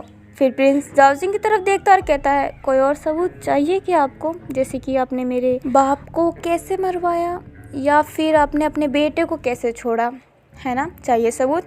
वैसे इनका बेटा भी यहीं पे है। शी बोले तो जाओ शी अपने बेटे को ही छोटी उम्र में छोड़ दिया। क्यों? क्योंकि इसे अमीर होना था। मेरे पापा को अमीरी की बहुत शौक चढ़ी हुई थी। अब प्रिंस एक प्यारी सी स्माइल देते हुए अपने पाप से कहता है ना पापा। अब ना वोशी बहुत ही रो रहा होता है और अपने वैन की आंखों में भी आंसू रहता है और अपने ये के दिल में एक ठंडक रहता है कि प्रिंस को सब कुछ पता चल गया है। अब ना जाओजिंग वहाँ से भागने की कोशिश करता है, तभी जाओजिंग पीछे पुलिस आ जाती है जो जाओजिंग को पकड़ लेती है और उसे जेल ले जाने वाली रहती है। अब ना प्रिंस के ना आंखों में आंसू रहता है, पर प्रिंस अपने आंसू साफ करते हुए कहता है एक मिनट ऑफिसर साहब मुझे कुछ और कहना है। पुलिस वहाँ पे रुक जाते हैं तो प्रिंस कहता है मेरे बाप ने ना इस सब पैसों के लिए ना बहुत ही गिरे हुए काम किए हैं। अब मैं इन पैसों को ना अपना मानता ही नहीं हूँ, इसलिए मैं अपनी सारी जायदाद चैरिटी में दे रहा हूँ। जाओजिंग कहता है तू पागल है, तू इतना सारा पैसा चैरिटी में दे रहा है। प्रिंस हल्का सा मुस्कुराता और कहता है हाँ पागल तो मैं था पर अब नहीं, आपके प्यार ने मुझे पागल कर रखा था पापा। मैंने किसी की बात नहीं सुनी और आपकी ही सुनी, पर आपने क्या किया, मुझे धोखा दिया, मेरे बाप को मरवा दिया, मेरी माँ को मरवा दिया, मेरे एक लौते दोस्त को मेरे से दूर रख दिया। मैंने आपको कितना माना था, आप चाहते ना तो ये मैं पैसा आपके नाम पर देता सबसे लड़के, पर आपने ऐसा क्यों किया। अपने नाम प्रिंस बहुत ही स्ट्रॉन्ग बनने की कोशिश कर रहा था, पर फाइनली उसकी आंखों से आंसू निकल ही गए होते हैं। प्रिंस फिर अपने आंसू साफ करता और कहता है वैसे अब कुछ नहीं हो सकता, अब तो आप जेल की चक्की पीसोगे, जिंदगी भर उम्र कैद की सजा तो आपको मिलेगी ही, इतने गलत काम जो किए हैं आपने। वैसे जाने से पहले कुछ मीठा तो ले लीजिए। ये कहते ही प्रिंस अपने बाप के पास जाता है और उसको एक तेज थप्पड़ मारता है और कहता है ये मेरे बाप के लिए। फिर दूसरी थप्पड़ मारता और कहता है ये मेरी माँ के लिए। फिर तीसरी थप्पड़ मारता और कहता है ये वैन केजिंग की माँ के लिए। फिर चौथी थप्पड़ मारता और कहता है ये वूशी को छोड़ने के लिए। और पांचवी थप्पड़ मारता और कहता है ये मेरे ये भाई को मेरे से दूर रखने के लिए। जाओजिंग बड़े ही गुस्से में प्रिंस को देख रहा होता है। प्रिंस फिर जाओजिंग के कान में धीरे से कहता है जेल में आपके लिए कुछ है। जाओजिंग प्रिंस की तरफ देखने लग जाता है तो प्रिंस फिर से कहता है चलो मैं बता ही देता हूँ कि क्या है। मैंने ना 4-5 लोग रखे हैं आपके लिए जो आपको रोज़ाना टॉर्चर करेंगे। इतने आसानी से आप कैसे बच सकते हैं ना पापा। मेरी माँ मेरे बाप बहुत लोगों की ज़िंदगी आपने बर्बाद की है, आपकी तो ज़िंदगी बर्बाद होनी ही चाहिए ना। मैं आपको मरने नहीं दूंगा, मैं आपको हमेशा ज़िंदा रखूँगा ताकि आप हमेशा तड़पे और ये कहते ही प्रिंस जाओजिंग से दूर चला जाता है। अब जाओजिंग को पुलिस ले जाने लगती है, पर जाओजिंग कैसे तैसे करके उन पुलिस वालों से छूटता है, एक बंदूक ले लेता है पुलिस वालों से छीन के और अपने प्रिंस पे चलाने ही वाला रहता है। तभी ये प्रिंस के सामने आके खड़ा हो जाता है, जिस वजह से गोली लग जाती है। पर ये को गोली हाथ से छू के गई थी, इस वजह से उसको ज़्यादा चोट नहीं लगता है। पर प्रिंस को यही देख के गुस्सा आ जाता है, वो जाओजिंग के पास जाता है और उसको एक रट के और मारता है और बहुत ही मारने लग जाता है, जिस वजह से जाओजिंग के पूरा खून खून होने लग जाता है। जाओजिंग मर ना जाए इसलिए प्रिंस उससे दूर चला जाता है और ऑफिसर से सॉरी बोलता है और कहता है मैं खुद को काबू नहीं रख पाया था, माफ़ करना। ऑफिसर कहते हैं कोई बात नहीं और जाओजिंग को वहाँ से लेके चले जाते हैं। मन में ही कह रहा होता है पापा मैं आपको मरने नहीं दूंगा, मुझे तो आपको तड़पाना है और तड़पाना है। इतने जल्दी आप कैसे मर सकते हैं, आपने इतने लोगों को तड़पाया है, इतने जल्दी आपको मरने नहीं दूंगा। फिर प्रिंस ये के पास जाता है और कहता है तुम ठीक तो हो ना। ये प्रिंस को गले लगा लेता है और कहता है तुम ठीक हो, ये जान के मुझे बहुत खुशी हुई, पर तुम्हें ये सब पता कैसे चला, तुमने ये सब कैसे जाना। प्रिंस कहता है लंबी कहानी है, बाद में बताऊंगा, पहले अपनी हाथ की पट्टी कर लो। प्रिंस फिर सबसे कहता है माफ़ कीजिएगा, मैंने आप लोगों को पार्टी में बुलाया और आपको एक सैड न्यूज़ दे दिया, खून खराबा दिखा दिया, पर आप खाना एंजॉय कीजिए। मैं जानता हूँ ये मेरी लास्ट पार्टी होगी, पर जब मैं अपने दम पे बिजनेस खड़ा करूँगा और टॉप 1 पे आऊँगा तब मैं आप लोगों को एक और पार्टी दूंगा और उसमें कोई सैडनेस नहीं होगी, बस हैप्पीनेस होगी, तो अभी आप पार्टी एंजॉय कीजिए। और ये कहते ही प्रिंस ये को कोने में ले जाता है और उसके हाथ में पट्टी बांधने लग जाता है। अपना वैन, जाओ, किन, फई, वूशी, युवान और फूमोंग आंटी सब वहाँ पे आके खड़े हो जाते हैं। प्रिंस उन सबको देखता है और कहता है इतने सारे लोग घेरा बना के क्यों खड़े हैं, ऐसा लग रहा है तुम लोग मुझे मारने आए हो, थोड़ा थोड़ा तो दूर हो जाओ, डरा क्यों रहे हो मुझे। और अभी के लिए इतना ही, आई होप आपको है। ये भाई प्रिंस से पूछता है मुझे बताओ ना कि तुम्हें सच्चाई कैसे पता चला। प्रिंस बोलता है बताता हूँ, पर उससे पहले। प्रिंस ये भाई की पट्टी कंप्लीट कर लेता है और वैन के सामने खड़ा हो जाता है और उसे ना झुक के ऐसे थैंक यू बोलता है। प्रिंस कहता है धन्यवाद, मैं तुम्हारी माँ को नहीं कह सकता पर मैं तुम्हें ज़रूर कहूँगा, तुम्हारी माँ ने मेरी माँ के लिए बहुत कुछ किया, ऐसा कोई नहीं करता। मैं मानता हूँ तुम्हारी माँ बहुत अच्छी डॉक्टर है, उनको इंसाफ नहीं मिल पाया उस समय, पर अब मिलेगा। मैंने रिपोर्ट कर दी है, अब वो हॉस्पिटल बंद हो जाने वाला है और सबके सामने आएगा कि तुम्हारी माँ ने किसी की भी किडनी नहीं चुराई है और तुमने मेरी बहुत मदद की है एक तरीके से। अगर तुम मुझे उस दिन नहीं मिलते तो मुझे तो कुछ पता ही नहीं चलता, तो धन्यवाद वैन केजिंग। वैन कहता है उस दिन फिर वैन को याद आता है जब जाओ जिसने वैन के साथ गलत किया होता है ना, तब वैन केजिंग अपने माँ के कब्र के पास रो रहा होता है, तब की बात है। अब कहानी फ्लैशबैक में जाती है। अब ना प्रिंस अपनी माँ के कब्र के पास आया होता है। प्रिंस देखता है कि उसकी माँ के कब्र के सामने कोई खड़ा है और उसकी माँ को ब्लेम कर रहा है कि तुम्हारे वजह से मेरी फैमिली तबाह हो गई, तुम्हारे वजह से मेरी माँ ने सुसाइड कर लिया। अगर वो तुम्हारा सपोर्ट लेने के लिए खड़ी नहीं होती ना तो आज वो मेरे साथ रहती। प्रिंस के पीछे लू और साओ भी रहते हैं। प्रिंस गुस्से में उस शख्स के पास जाता है और उसे तेज मुक्का मारता है और वो शख्स कोई और नहीं अपना वैन केजिंग था। वैन केजिंग कहता है हिम्मत कैसे हुई मुझे मारने का। प्रिंस कहता है हिम्मत कैसे हुई मेरी माँ के कब्र के सामने ऐसी बातें करने की। अब वैन केजिंग हंसता और कहता है अच्छा ये तुम्हारी माँ है ना। प्रिंस कहता है हाँ ये मेरी माँ है, इसलिए इनके कब्र से दूर रहना। वैन कहता है अच्छा वो तुम्हारा बाप कहाँ है जिसने अपने ही पत्नी को मरवा दी। अब ये सुन के प्रिंस थोड़ी देर शांत रहता है और कहता है क्या फालतू की बातें कर रहे हो तुम। वैन कहता है मैं फालतू की बातें कर रहा हूँ? मैं फालतू की बातें नहीं कर रहा हूँ, फालतू की बातें तो तुम कर रहे हो। तुम्हें इतना नहीं पता कि तुम्हारे बाप ने तुम्हारी माँ को मरवाया है। अब प्रिंस को गुस्सा आता है और कहता है झूठी बातें करना बंद करो, और ये कहते ही वैन को मारता है। वैन फिर एक रट के प्रिंस को मारता है और कहता है मैं झूठी बातें नहीं कर रहा, जाके उस हॉस्पिटल से पता लगाओ जहाँ पे तुम्हारी माँ का ऑपरेशन हुआ था कि उनको बचाया गया था कि नहीं। मेरी माँ ने तुम्हारी माँ के लिए स्टैंड लिया, इस वजह से उनके साथ गलत हुआ, उनके बारे में गलत अफवाह फैलाई गई जिस वजह से मेरी माँ ने सुसाइड कर लिया। मेरी माँ गई थी तुम्हारे बाप के पास कहने कि तुम्हारी माँ का ऑपरेशन सही से हुआ था पर उन्हें मार दिया गया, पर फिर पता चला कि तुम्हारे बाप ने ही ये सब करवाया है क्योंकि उसने केस ही नहीं लिया। और केस ना लेने का यही मतलब होता है ना कि उसको सब पता है कि तुम्हारी माँ को मरवाया गया है, तो मतलब तुम्हारे बाप ने ही तुम्हारी माँ को मारा है ना। फिर ये सब कुछ नहीं कह पाता है। वैन कहता है अरे बेचारा तुझे तो पता ही नहीं कि तेरी माँ को मरवा दिया गया है, जाके अपने बाप से पूछ कि क्यों मरवाया तेरी माँ को और क्यों मेरी माँ को बदनाम करवाया। मेरी माँ केस लेने के लिए तैयार थी ना, तो क्यों किया है ऐसा, पूछना जाके और मुझे भी बताना। और ये कहते ही वैन वहाँ से चला जाता है। अपना प्रिंस तो कुछ नहीं कह पाता है और खड़ा रहता है। पीछे से साओ लुओ को इशारा करती है किसी चीज़ का, पर लुओ मना कर देती है। पर साओ कहती है अब मैं शांत नहीं रह सकती। साओ प्रिंस के पास जाती है और कहती है आपके पापा ने ही आपकी माँ को मरवाया है। उनकी पहली एक बहुत अच्छी खासी फैमिली थी, पर उन्होंने अपनी फैमिली छोड़ दी। और आपके पापा को भी आपके नए पापा ने मरवाया है, मतलब झाओ जिंग ने मरवाया है। और आपके दोस्त को भी आपसे हमेशा दूर रखा गया। ये वाई का लेटर हर वक्त आता था, वो मुझे ही मिलता था। मैं आपको देना भी चाहती थी, पर आपके पापा हमेशा मना कर देते थे। ये वाई ने ऐसा कोई दिन नहीं हुआ जब आपको लेटर ना भिजवाया हो। आपके बाहर स्टडी करने के जाने के वक्त भी वो लेटर भिजवाते रहे। अब ना प्रिंस की आंखों में आंसू था और वो कहता है तुम झूठ बोल रही हो ना। साओ कहती है मैं झूठ नहीं बोल रही, मैं मानती हूँ ये मानना बहुत मुश्किल है और ये मैंने बता के अपने पाँव पे ही कुल्हाड़ी मारी है। अगर आप झाओजिंग सर को सब कुछ बता देंगे तो वो तो मुझे जान से ही मार देंगे। आप कहते थे ना कि मेरे निशान शरीर पे निशान कैसे आते हैं, आपके पापा ही मुझे मारते थे क्योंकि उनने एक को दूर रखे, पर मैंने ये बात नहीं सुनी। अब प्रिंस कहता है बोलो कि तुम झूठ बोल रही हो। साओ कहते हैं बोल भी दूंगी, पर ये सच नहीं होगा ना। सच छुपाने से भी नहीं छुपता और मैं सच कह रही हूँ कि मैं झूठ नहीं बोल रही। अब प्रिंस वहीं पे बैठ के रोने लग जाता है। प्रिंस अपनी माँ की कब्र के पास देखता है और उनके पास जाके कब्र को ही हक कर लेता है और रोने लग जाता है। प्रिंस आंसू साफ करता है और कहता है अगर तुम सच कह रही हो ना तो मैं झाओजिंग को तिल तिल मरवाऊंगा। और तब से ही प्रिंस झाओजिंग का सच्चाई पता लगाने के पीछे बढ़ गया।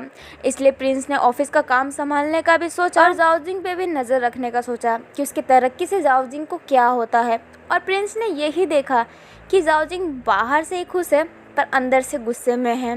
प्रिंस ने धीरे धीरे करके झाओजिंग का सारा अतीत निकाला और उसको सब कुछ पता चल गया। प्रिंस उस हॉस्पिटल में भी जाता है जहाँ पे वैन की माँ काम किया करती थी और सब कुछ पता निकाल देता है और वहाँ के सबसे ओल्ड मेंबर को पकड़ लेता है, चुपके से उसको किडनैप करवा लेता है और उसे सारी सच्चाई बाहर निकलवा लेता है। अब प्रिंस ये भी पता लगाता है कि झाओजिंग झाओ जिसू को भी अपने रास्ते से हटाना चाहता है और झाओ जिसू को हटाने के लिए उसने एक मेंबर चुपके से झाओ जिसू के पास रखा हुआ है और वो डुआन पेंजू था।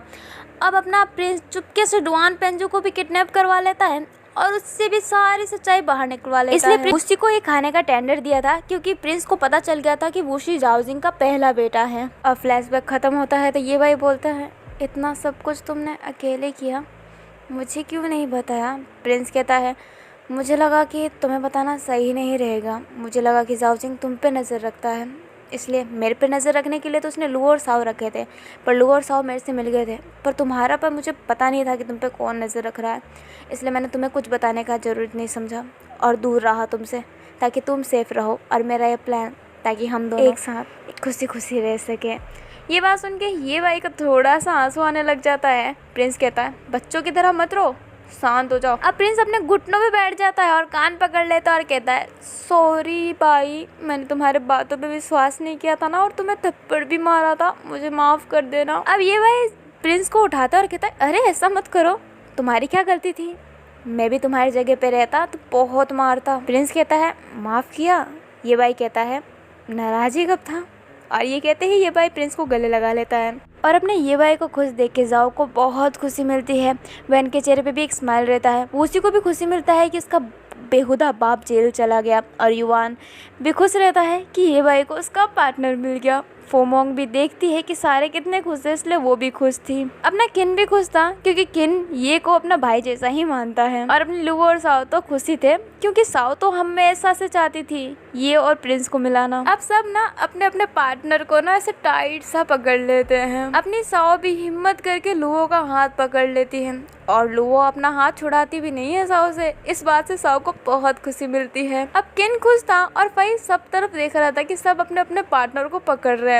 फई किन की तरफ देखता है तो देखता है कि किन सामने ही देखा जा रहा होता है और वो बहुत प्यारा स्माइल कर रहा होता है और ये देख के फई की नज़र किन पे ही रह जाती है। उसकी नज़रें इधर उधर हिल ही नहीं रही थी तो कहीं ना कहीं अपने सख्त लौंडे को भी किन से प्यार हो रहा है। अब प्रिंस ये से अलग होता है और कहता है वैसे तुम मुझे कुछ पैसे उधार दोगे क्या, मैं जब अपना बिजनेस खड़ा कर दूंगा ना तो मैं सारे पैसे चुका दूंगा, मुझे बस पैसे चाहिए कुछ, और कुछ दिन के लिए रहने की जगह। तो मैं, लू और साओ तुम्हारे घर पे आके रह सकते हैं क्या? ये बोलता है ये भी कोई कहने की बात है, मेरा घर तो तुम्हारा ही घर हुआ ना, और पैसे देने की क्या ज़रूरत है, मेरा पैसा तुम्हारा पैसा हुआ। प्रिंस कहता है नहीं नहीं ऐसा नहीं है, मैं तुम्हें पैसे तो चुकाऊंगा ही, मैं खुद के दम पे कुछ खड़ा करना चाहता हूँ, फिर से एक बड़ी कंपनी अपने माँ के नाम की। ये मुस्कुराता और कहता है ज़रूर, तुम ज़रूर करोगे। अब प्रिंस वूसी की तरफ जाता और कहता है माफ़ करना, तुम्हें कुछ बताया नहीं था, तुम्हें टेंडर दिया, तुम्हारा दिल हर्ट हुआ होगा ना,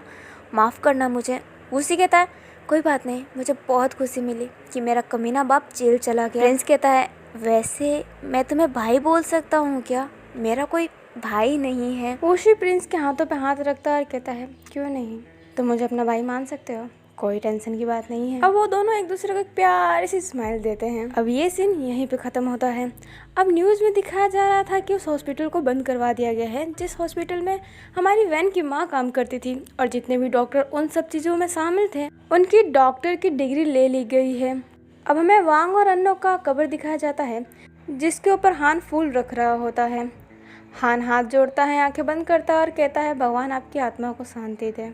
मैं मानता हूँ आपके साथ गलत हुआ है, पर आपने भी गलत किया है, पर मैं उम्मीद करता हूँ कि अगले जन्म में आप दोनों वापस से भाई बहन रहें और आपकी एक हैप्पी फैमिली रहे। अब कहानी सिर्फ वैन केजिंग पे होती है।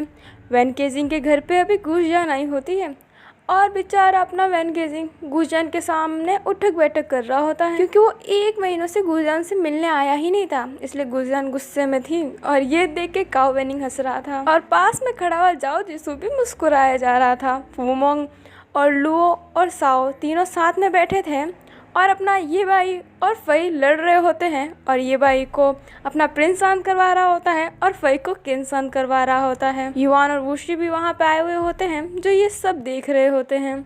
अभी जो सारे के सारे लोग रहते हैं ना वो जाओ जिसो के घर आए हुए होते हैं। अपना बेचारा वैन केजिंग वो तो गुजन से बोल ही रहा होता है सॉरी बहना, माफ़ कर दो, कुछ मजबूरी था इसलिए नहीं आ पाया, माफ़ कर दो माफ़ कर दो। पर गुजन बोल रही होती है नहीं और पुशअप लगाइए तब आपको सबक मिलेगा। अपना जाओ जिसो गुजन का साथ देते हुए कहता है हाँ बहुत गलत बात है, नहीं गए, बहुत गलत बात है, बहुत गलत किया है गुजन तुम्हारे साथ। अब वैन गुस्से में जाओ को देखता और बोलता है मास्टर सू आप आग में घी डालना बंद कीजिए। जाओ बोलता है हाँ लवन तुम क्या बात कर रहे हो, घी?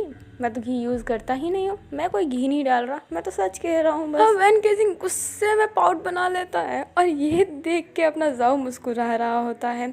काओ वेनिंग वैन केजिंग का साथ लेते हुए कहता है हाँ गुजजान माफ़ कर दो, कुछ मजबूरी रहा है ना इसलिए वैन भाई नहीं आए, नहीं तो वो हमेशा आते हैं ना। अब गुजजान गुस्से में बोलती है काओ वेनिंग से तुम उनका साथ मत दो, ये मेरे भाई है, मैं जो चाहूँ उनके साथ कर सकती हूँ। काओ वेनिंग बोलता है हाँ गुजजान पर उनके पाँव में भी तो दर्द हो रहा होगा ना, कब से उठक बैठक कर रहे हैं। अब गुजजान एक पाउट बना लेती है और कहती है मुझे फ़र्क नहीं पड़ता। अब युवान वैन केजिंग को देख के बोलता है हाँ वैन केजिंग तो आज पक्का ऐसे सोएगा कि वो सुबह तक ही उठेगा। वुशी बोलता है बेचारा मेरा वैन कितना थक गया है ना। और अब हमें ये और फई को दिखाया जाता है जहाँ पे फई बोलता है अरे मैदान में आओ तुम्हें बताता हूँ मैं, 1 मिनट में हालत पंचर ना कर दिया ना तो मेरा नाम भी फई नहीं। ये भाई बोलता है हाँ तो तुम्हारा नाम आज से फई नहीं, आज से तुम्हारा नाम रहेगा पागल, क्योंकि मैं तो नहीं हारने वाला। फई बोलता है अच्छा मैदान में आओ। ये बोलता है हाँ क्यों नहीं।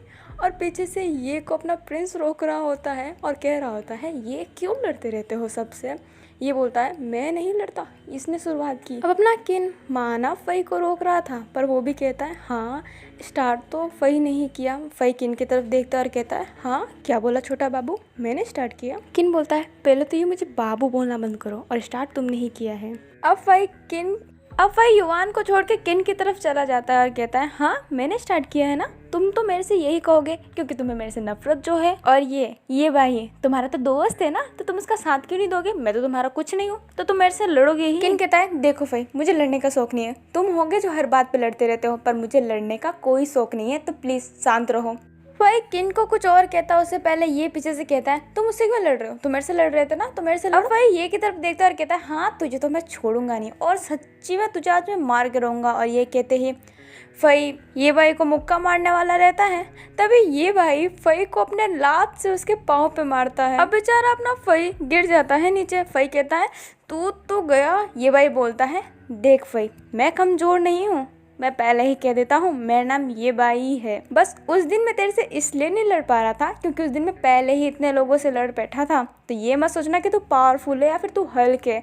बेटा अगर तू हल्क है ना तो मैं आयरन मैन हूँ, ये सोच लेना। अब अपना फाई नीचे से उठता और कहता है तू तो गया, पर इससे पहले प्रिंस बीच में आ जाता और कहता है तुम दोनों लड़ना बंद करो। तुम दोनों क्या हो यार, हर वक्त लड़ते रहते हो, लड़ते रहते हो, लड़ते रहते हो। कोई और काम है कि नहीं तुम्हारे पास?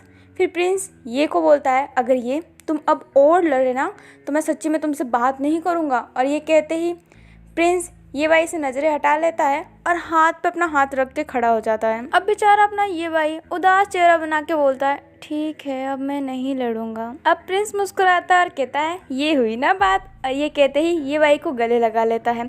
ये भाई को प्रिंस जैसे ही गले लगाता है ना तो फई चुपचाप देखने लग जाता है। फिर फई किन की तरफ देखता है, फिर किन से नजरें हटाता है, अपने सर पे हाथ रखता है और मन में कहता है ये मैं क्या सोच रहा हूँ, ये मैं क्यों सोच रहा हूँ, नहीं मैं किन को कभी गले नहीं लगाऊंगा, वो किसी काम का नहीं है। और ये कहते ही फई उन लोगों से दूर हो जाता है। अब अपना वैन बोलता है गुरजान से अरे यार माफ़ कर दो ना। गुरजान कहती है ठीक है माफ़ किया, पर आइंदा से आपने ऐसी गलती की ना तो सोच लीजिएगा। वैन बोलता है पक्का ऐसी गलती नहीं करूँगा। गुरजान मुस्कुराती है और कहती है ठीक है वैन भाई आप बैठ जाइए, मुझे आपसे एक ज़रूरी बात करना है। वैन कहता है हाँ ठीक है। फिर वैन बैठ जाता है और कहता है हाँ बोलो ज़रूरी बात क्या है।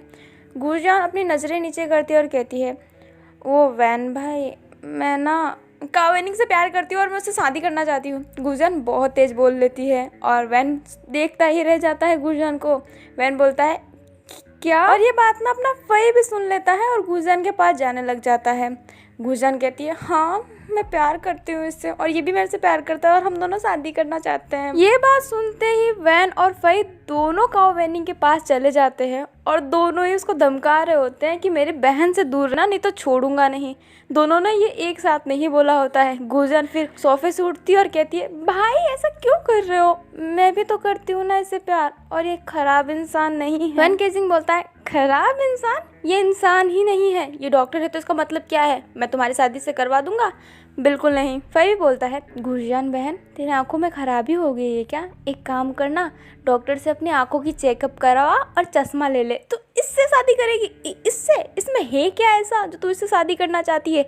एक हाथ मारो तो गिर जाए। अब गुरजान बोलती है वैन भाई फई भाई आप बात क्यों नहीं समझ रहे हैं? और गुरजान ना ये थोड़ा उछल के बोलती है तो वैन भी उसका नकल करके बोलता है कैसे समझो, कुछ समझने वाली बात ही नहीं है। गुरजान बोलती है कि भाई मेरा नकल मत करो। वैन बोलता है नकल किस बात का? बिल्कुल नहीं, मैं इस चुचुंदर से तुम्हारी शादी नहीं करवाऊंगा, बिल्कुल नहीं। और ये कहते ही वैन केजिंग सोफे पे बैठ जाता है।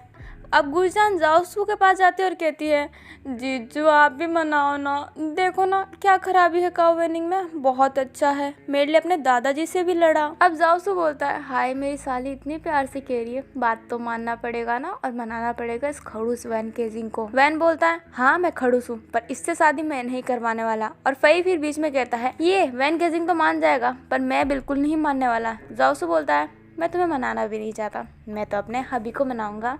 फई बोलता है अरे मेरा भी परमिशन जरूरी है। जाओ जिसू बोलता है मुझे नहीं लगता। और ये कहते ही जाओ जिसू वैन के पास चला जाता है और प्यार से उसका गाल गीजने लग जाता है और कहता है मेरे लाओ वैन क्या कमी है कावेनिंग में, काफ़ी अच्छा खासा लड़का है, मैं उसे जानता हूँ। वैन बोलता है यार पर्सनालिटी होती है ना एक, पर इसकी पर्सनालिटी मेरी बहन के साथ नहीं मिलने वाली। जाओसू बोलता है अच्छा पर्सनालिटी इंपॉर्टेंट है तुम्हारे लिए? वैन बोलता है हाँ पर्सनालिटी इंपॉर्टेंट है, हाँ बहुत ज़्यादा इंपॉर्टेंट है। अब जाओ बोलता है वैसे हम दोनों की पर्सनालिटी भी तो नहीं मिलती। वैन खड़ा हो जाता है और कहता है हाँ बिल्कुल नहीं, हम दोनों बेस्ट कपल है, बेस्ट टू बेस्ट कपल है। जाओ स्माइल करता है और कहता है वैसे भी गुरजान और कावेनिंग दोनों बहुत अच्छे लगते हैं। अब कावेनिंग बोलता है भाई मान जाइए ना, मैं गुरजान को पक्का खुश रखूंगा, पक्का पक्का पक्का, मैं जॉब भी ढूंढ रहा हूँ। वैन बोलता है जॉब ढूंढ रहा हूँ का क्या मतलब है, मतलब तुम्हारे पास अभी जॉब नहीं है?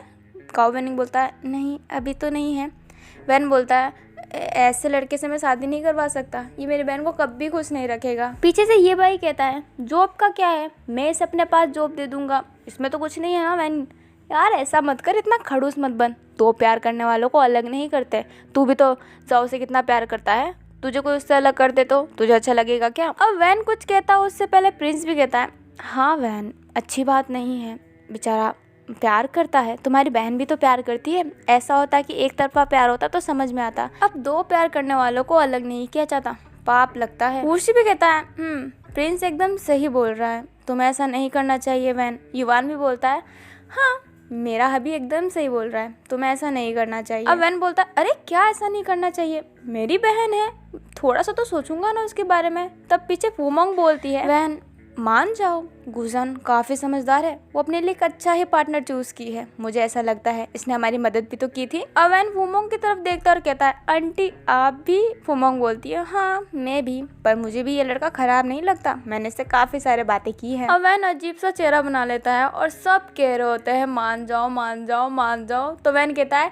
ठीक है, पर मुझे लगा कि मेरी बहन को खुश नहीं रख रहा है तो मैं इसकी हड्डियां तोड़ दूंगा, ठीक है। अब काओ वेनिंग कहता है ठीक है, आप मुझे जान से भी मार दीजिएगा अगर आपको ऐसा लगे कि मैं आपकी बहन को खुश नहीं रख रहा तो। अब वैन केजिंग सिर्फ काओ वेनिंग को तिरछी नजरों से देखता है और कुछ नहीं कहता है। फई कहता है मेरी तो कोई जरूरत ही नहीं है ना, गुरजान मेरी भी तो बहन है और मैं शादी के लिए एग्री नहीं कर सकता। अब किन पीछे से कहता है इस खड़ूस इंसान का कुछ नहीं हो सकता, इसको प्यार के बारे में कुछ पता ही नहीं है। अब फाई किन की तरफ देखता और कहता है तूने मुझे फिर से खड़ूस कहा, तो समझता क्या है, मुझे प्यार के बारे में बहुत पता है, बहुत ज्यादा पता है। किन कहता है अच्छा तुम्हारी कोई गर्लफ्रेंड रही है या फिर बॉयफ्रेंड।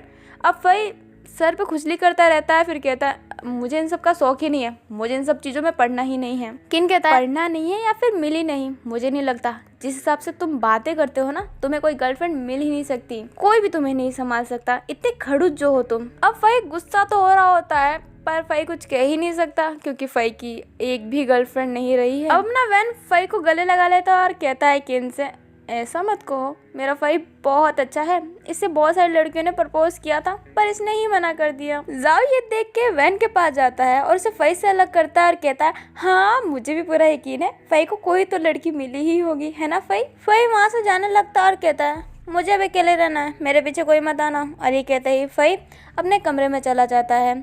सब बोलते हैं इससे क्या हुआ, वैन बोलता है ये ऐसा ही है, इसे अकेले रहना ज्यादा अच्छा लगता है। अब फई बिस्तर पे आके बैठ जाता है और कहता है गर्लफ्रेंड होना जरूरी थोड़ा है, सिंगल रहने में क्या खराबी है। हाँ मेरी कोई गर्लफ्रेंड नहीं रही थी तो इसका मतलब ये थोड़ा है कि मुझे प्यार के बारे में नहीं पता। फिर फई खुद ही से कहता है सच्ची में मुझे नहीं पता कि प्यार होता क्या है। कहता है छोड़ो ना ये सब, मैं अकेला ही ठीक हूँ, मजे से बैठूंगा यहाँ पे, हाँ अकेला रहना कितना अच्छा लगता है। और ये कहते ही फई बेड पे सोने लगता है। तब इस कमरे में सारे के सारे लोग आ जाते हैं और फई को नीचे ले जाने लगते हैं। फई बोलता है अरे तुम सब क्यों आए हो, ये भाई युआन वूशी अपना प्रिंस अपना वैन अपना जाओ अपना किन भी आया होता है और काओ वेनिंग और गुजान तो रहती ही है। फई बोलता है अरे मुझे नहीं जाना है। ये भाई बोलता है अकेले रहेगा ना तो पागल हो जाएगा, तू मेरे साथ रहे, मैं लव गुरु हूँ ना, तुझे कोई प्यार की टेक्निक दे दूंगा, तेरे से भी कोई लड़की पड़ जाएगी, चल चल। और ये कहते ही ये भाई फई को उठा लेता है और ले जाने लगता है। फई कहता है अरे छोड़, हिम्मत कैसे हुई मुझे गोद में उठाने की। ये बोलता है हाथों से हिम्मत हुई। फई बोलता है नहीं छोड़ मुझे, पर ये भाई मानता नहीं और सब कहते हैं हाँ छोड़ना मत। और ये भाई फई को नीचे हॉल में ले जाके बैठा देता है। ये भाई फिर फई के कंधे पे हाथ रखता है और कहता है देख भाई अकेला रहना ना अच्छा होता है पर हर समय नहीं, दोस्तों का साथ भी जरूरी है। और हम पता है हम क्या सोच रहे हैं, हम सोच रहे हैं कि हम घूमने चलेंगे एक साथ में एक लॉन्ग ट्रिप पे, मजा आएगा ना। फिर ये भाई फई के कान के पास जाता है और धीरे से कहता है और कोई तुझे लड़की या फिर लड़का पसंद आए ना तो तू बोलना, ऐसे ऐसे टिप दूंगा ऐसे ऐसे टिप दूंगा कि वो लड़की या फिर लड़का तेरे प्यार में गिर जाएगा पक्का, तो मुझे ना लव गुरु मान ही ले। फई बोलता है कोई ज़रूरत नहीं है और जाने दो मुझे। और ये कहते ही फई जाने वाला रहता है। तभी वैन केजिंग फई को फिर से बैठा देता है और कहता है चुपचाप बैठा रहे, जब तक तू मेरे से अलग था तब तक तेरी मनमानी चल सकती थी, अब नहीं चलेगी, अब तो तुझे मेरी ही बात माननी पड़ेगी। फई कहता है नहीं यार मुझे अकेला रहना है। जाओ बोलता है नहीं तुम अकेले नहीं रह सकते क्योंकि अब हम सब तुम्हारे साथ हैं, तो अकेले रहने का चांस बनता ही नहीं है क्योंकि हम उन दोस्तों में से हैं जो अपने दोस्तों के लिए जान दे देंगे पर उन्हें स्पेस बिल्कुल नहीं देने वाले, तो जाने का सोचना ही। अब फई जाना चाहता था पर कोई जाने दे ही नहीं रहा था फई को। और ये फई को देख के ना उसके चेहरे पे एक स्माइल आ जाती है। अब काफ़ी देर बीत जाता है और सब लोग ना ऐसे ही बैठ के बातें कर रहे होते हैं और फई भी उन्हीं लोगों के बीच में रहता है। अब जाओ ना एक टॉपिक छेड़ देता है। जाओ कहता है यहाँ पे प्यार की ट्रिक कौन अच्छे से दे सकता है, मतलब किसी को फंसाने के लिए कौन अच्छी ट्रिक दे सकता है। अब ये अपना हाथ खड़ा करता है और कहता है मेरे से अच्छी एडवाइस कोई दे ही नहीं सकता, मैं कहता हूँ ना मैं लव गुरु हूँ। और ये कहते ही सबके सामने हाथ जोड़ने लगता है। जाओ हंसता और कहता है हाँ ये एक ऐसा लव गुरु है जिसने अपने लवर से पूरी हॉस्पिटल की सफाई करवाई थी। ये सुन के सब हंसने लग जाते हैं। प्रिंस के चेहरे पे भी स्माइल आ जाता है और ये थोड़ा सा गुस्सा हो जाता है और कहता है जाओ तुम्हें बेइज्जती कर रहा है। जाओ बोलता है बेइज्जती क्या, मुझे तो लगा था ये रोडों की भी सफाई ना करवा दे बेचारे से। जाओ फिर प्रिंस को देख के बोलता है कि बहुत सहना पड़ा ना। प्रिंस बोलता है हाँ सहना तो पड़ा। अब ये प्रिंस को देखता और कहता है प्रिंस तुम भी। प्रिंस कहता है तो क्या, पूरे हॉस्पिटल की सफाई करवाई थी मेरे से, ऐसे कैसे भूल सकता हूँ मैं। युवान फिर बीच में बोलता है छोड़ो ना ये भाई को, मेरे से अच्छा कोई भी सलाह नहीं दे सकता प्यार को लेके। वैन कहता है हाँ क्यों नहीं, पता है एक बार मैंने युवान को बोला था कि वुशी को फॉर्मल ड्रेस पसंद है, ये गोवा वाली बीच वाली ड्रेस पहन के चला गया था, ऐसा लग रहा था कि बीच पे जाने वाला है। अभी सुन के सब वापस हंसने लग जाते हैं और युवान कहता है वैन तू सुधरेगा नहीं ना। वैन कहता है मैंने क्या कहा। वुशी हंसता और कहता है वैन तुम उस दिन की तो बात नहीं कर रहे ना जब युवान फर्स्ट टाइम काम करने आया था। वैन कहता है हाँ। वुशी हंसता है कहता है सच्ची में उस दिन तो बड़ा अजीब लग रहा था युवान। युवान वुशी की तरफ देखता है तो वुशी कहता है मेरी क्या गलती, लग रहे थे तो लग रहे थे। अब बेचारा अपना युवान और अपना ये दोनों ही शांत हो जाते हैं और गुस्से में बैठ जाते हैं। अब सब लोग ना 1 वीक के ट्रिप पे जाने का सोच रहे होते हैं। सबने तो हाँ बोल दिया होता है पर फूमोंग ने मना कर दिया होता है। फूमोंग को मंदिर जाना होता है। तो जब सब घूमने जाएंगे तब फूमोंग टेम्पल जाएगी अपने हान के साथ, मतलब हान फूमोंग के रक्षा करने के लिए जाएगा उसके साथ। अब सब सोच लिए होते हैं कि 2 दिन बाद ही वो चले जाएंगे। अपनी गुजन और काव वेनिंग भी जाएंगे क्योंकि उनने अपना एग्जाम क्लियर कर लिया था। अब हमें नाइट का सीन दिखाया जाता है जहाँ पे सारे लोग अपने अपने घर चले गए होते हैं। वैन और जाओ पास में ही बैठे हुए रहते हैं और जाओ बोलता है बहुत दिनों बाद हम सब घूमने जाएंगे, कितना मज़ा आएगा ना। मैं तो चाहता था कि फूमोंग आंटी भी रहे पर उन्हें टेम्पल जाना है तो हम कर भी क्या सकते हैं। वैन ना इस बात का कोई जवाब नहीं देता है। वैन बहुत शांत बैठा था। जाओ उससे बहुत बात करता है पर वैन जवाब ही नहीं दे रहा होता। जाओ वैन को फिर अपने पास लेता है और कहता है क्या हुआ मेरे लव वैन को, इतना उदास क्यों है। वैन कुछ नहीं कह रहा होता है। जाओ बोलता है बोलो ना क्या हुआ है। वैन बस इतना बोलता है मास्टर सू कुछ नहीं हुआ है, पर उसकी आवाज़ रोने जैसी लगती है। जाओ बहुत टेंशन में हो जाता है और वैन को बैठा लेता है और खुद भी बैठ जाता है और कहता है क्या हुआ मेरे लव वैन को, रो क्यों रहा है मेरा लव वैन। अब वैन की आंखों से आंसू आता है और वो कहता है खुशी के आंसू है मास्टर सू, इतने सालों बाद कितने खुश है ना हम, कितना अच्छा लग रहा है। फई भी हमारे साथ में है, फूमोंग आंटी भी है, जान भी है और आप भी हो मेरे साथ में, मुझे बहुत अच्छा लग रहा है। इतनी बड़ी फैमिली मिल गई मुझे जो मैंने सोचा नहीं था कभी। अब जाओ हल्का सा मुस्कुराता है और कहता है मैं तो डर गया था कि अब मेरे लव वैन को क्या हुआ, वो इतना उदास क्यों है। और ये कहते ही जाओ वैन को हग कर लेता है। वैन भी जाओ को हग कर लेता है और वो दोनों ऐसे ही रहते हैं। फिर थोड़ी देर बाद वैन जाओ से थोड़ा अलग होता है। जाओ की आंखों में देखता है और कहता है master shoe I love you so much. जाओ भी कहता है आई लव यू टू मेरे लव वैन। वैन फिर जाओ को किस करने लग जाता है। जाओ भी वैन को किस करने लग जाता है। जाओ धीरे धीरे वैन को बेड पे लेटाने लग जाता है। जाओ वैन के शर्ट का बटन खोलने लग जाता है। वैन भी जाओ के शर्ट का बटन खोलने लग जाता है। जाओ फिर वैन के नेक पे किस करने लग जाता है और वैन अपने जाओ को बहुत टाइट पकड़ा रहता है। उसने जाओ का बाल बहुत कस के पकड़ा हुआ होता है। अब जाओ धीरे धीरे वैन के नीचे जाने लगता है और फिर जाओ अपने ऊपर ब्लैंकेट ले लेता है। अब हमें वैन को दिखाया जाता है जिसने अपने एक हाथ की उंगली को अपने दांत के अंदर फंसा रखा होता है। वैन एक हाथ से बेडशीट पकड़ लेता है और उसे बहुत तेज खींच रहा होता है। अब थोड़ी देर बाद हमें वैन के कमरे की तरफ अपने फई को आता हुआ देखते हैं। फई जैसे ही गेट के पास जाता है और गेट खोलने वाला रहता है तभी फई को आवाज आने लग जाती है और वो आवाज रहती है वैन केजिंग की मॉम की। फई ये सुन के फटाफट कमरे से साइड हट जाता है और कहता है जाओ सही कहता था, कमरे में जाने से पहले खटखटा लेना चाहिए और एक कपल के कमरे में जाने से पहले तो पक्का खटखटा लेना चाहिए। हाँ सही, आज मैंने अचानक से गेट नहीं खोला, अब मैं यहाँ से चला जाऊँ तो ही सही है, नहीं तो मेरा कान खराब हो जाएगा। और ये कहते ही फई अपने कमरे में वापस चला जाता है। अब कहानी किन पे शिफ्ट होती है। किन कहता है फटाफट बिस्तर पे लेट जाता हूँ, नहीं तो फई आ जाएगा ना तो फिर से मुझे सोफे पे सोना पड़ेगा, मुझे पसंद नहीं है सोफे पे सोना। और किन ये कहते ही बेड पे सो जाता है और अपना हाथ पांव पूरा फैला लेता है ताकि फई उसके पास आ ही ना सके। तभी कमरे में फई आ जाता है और किन सोने का नाटक करता है। फई कहता है ऐसे कौन सोता है और तुम यहाँ पे क्यों सो रहे हो, जाके सोफे पे सो।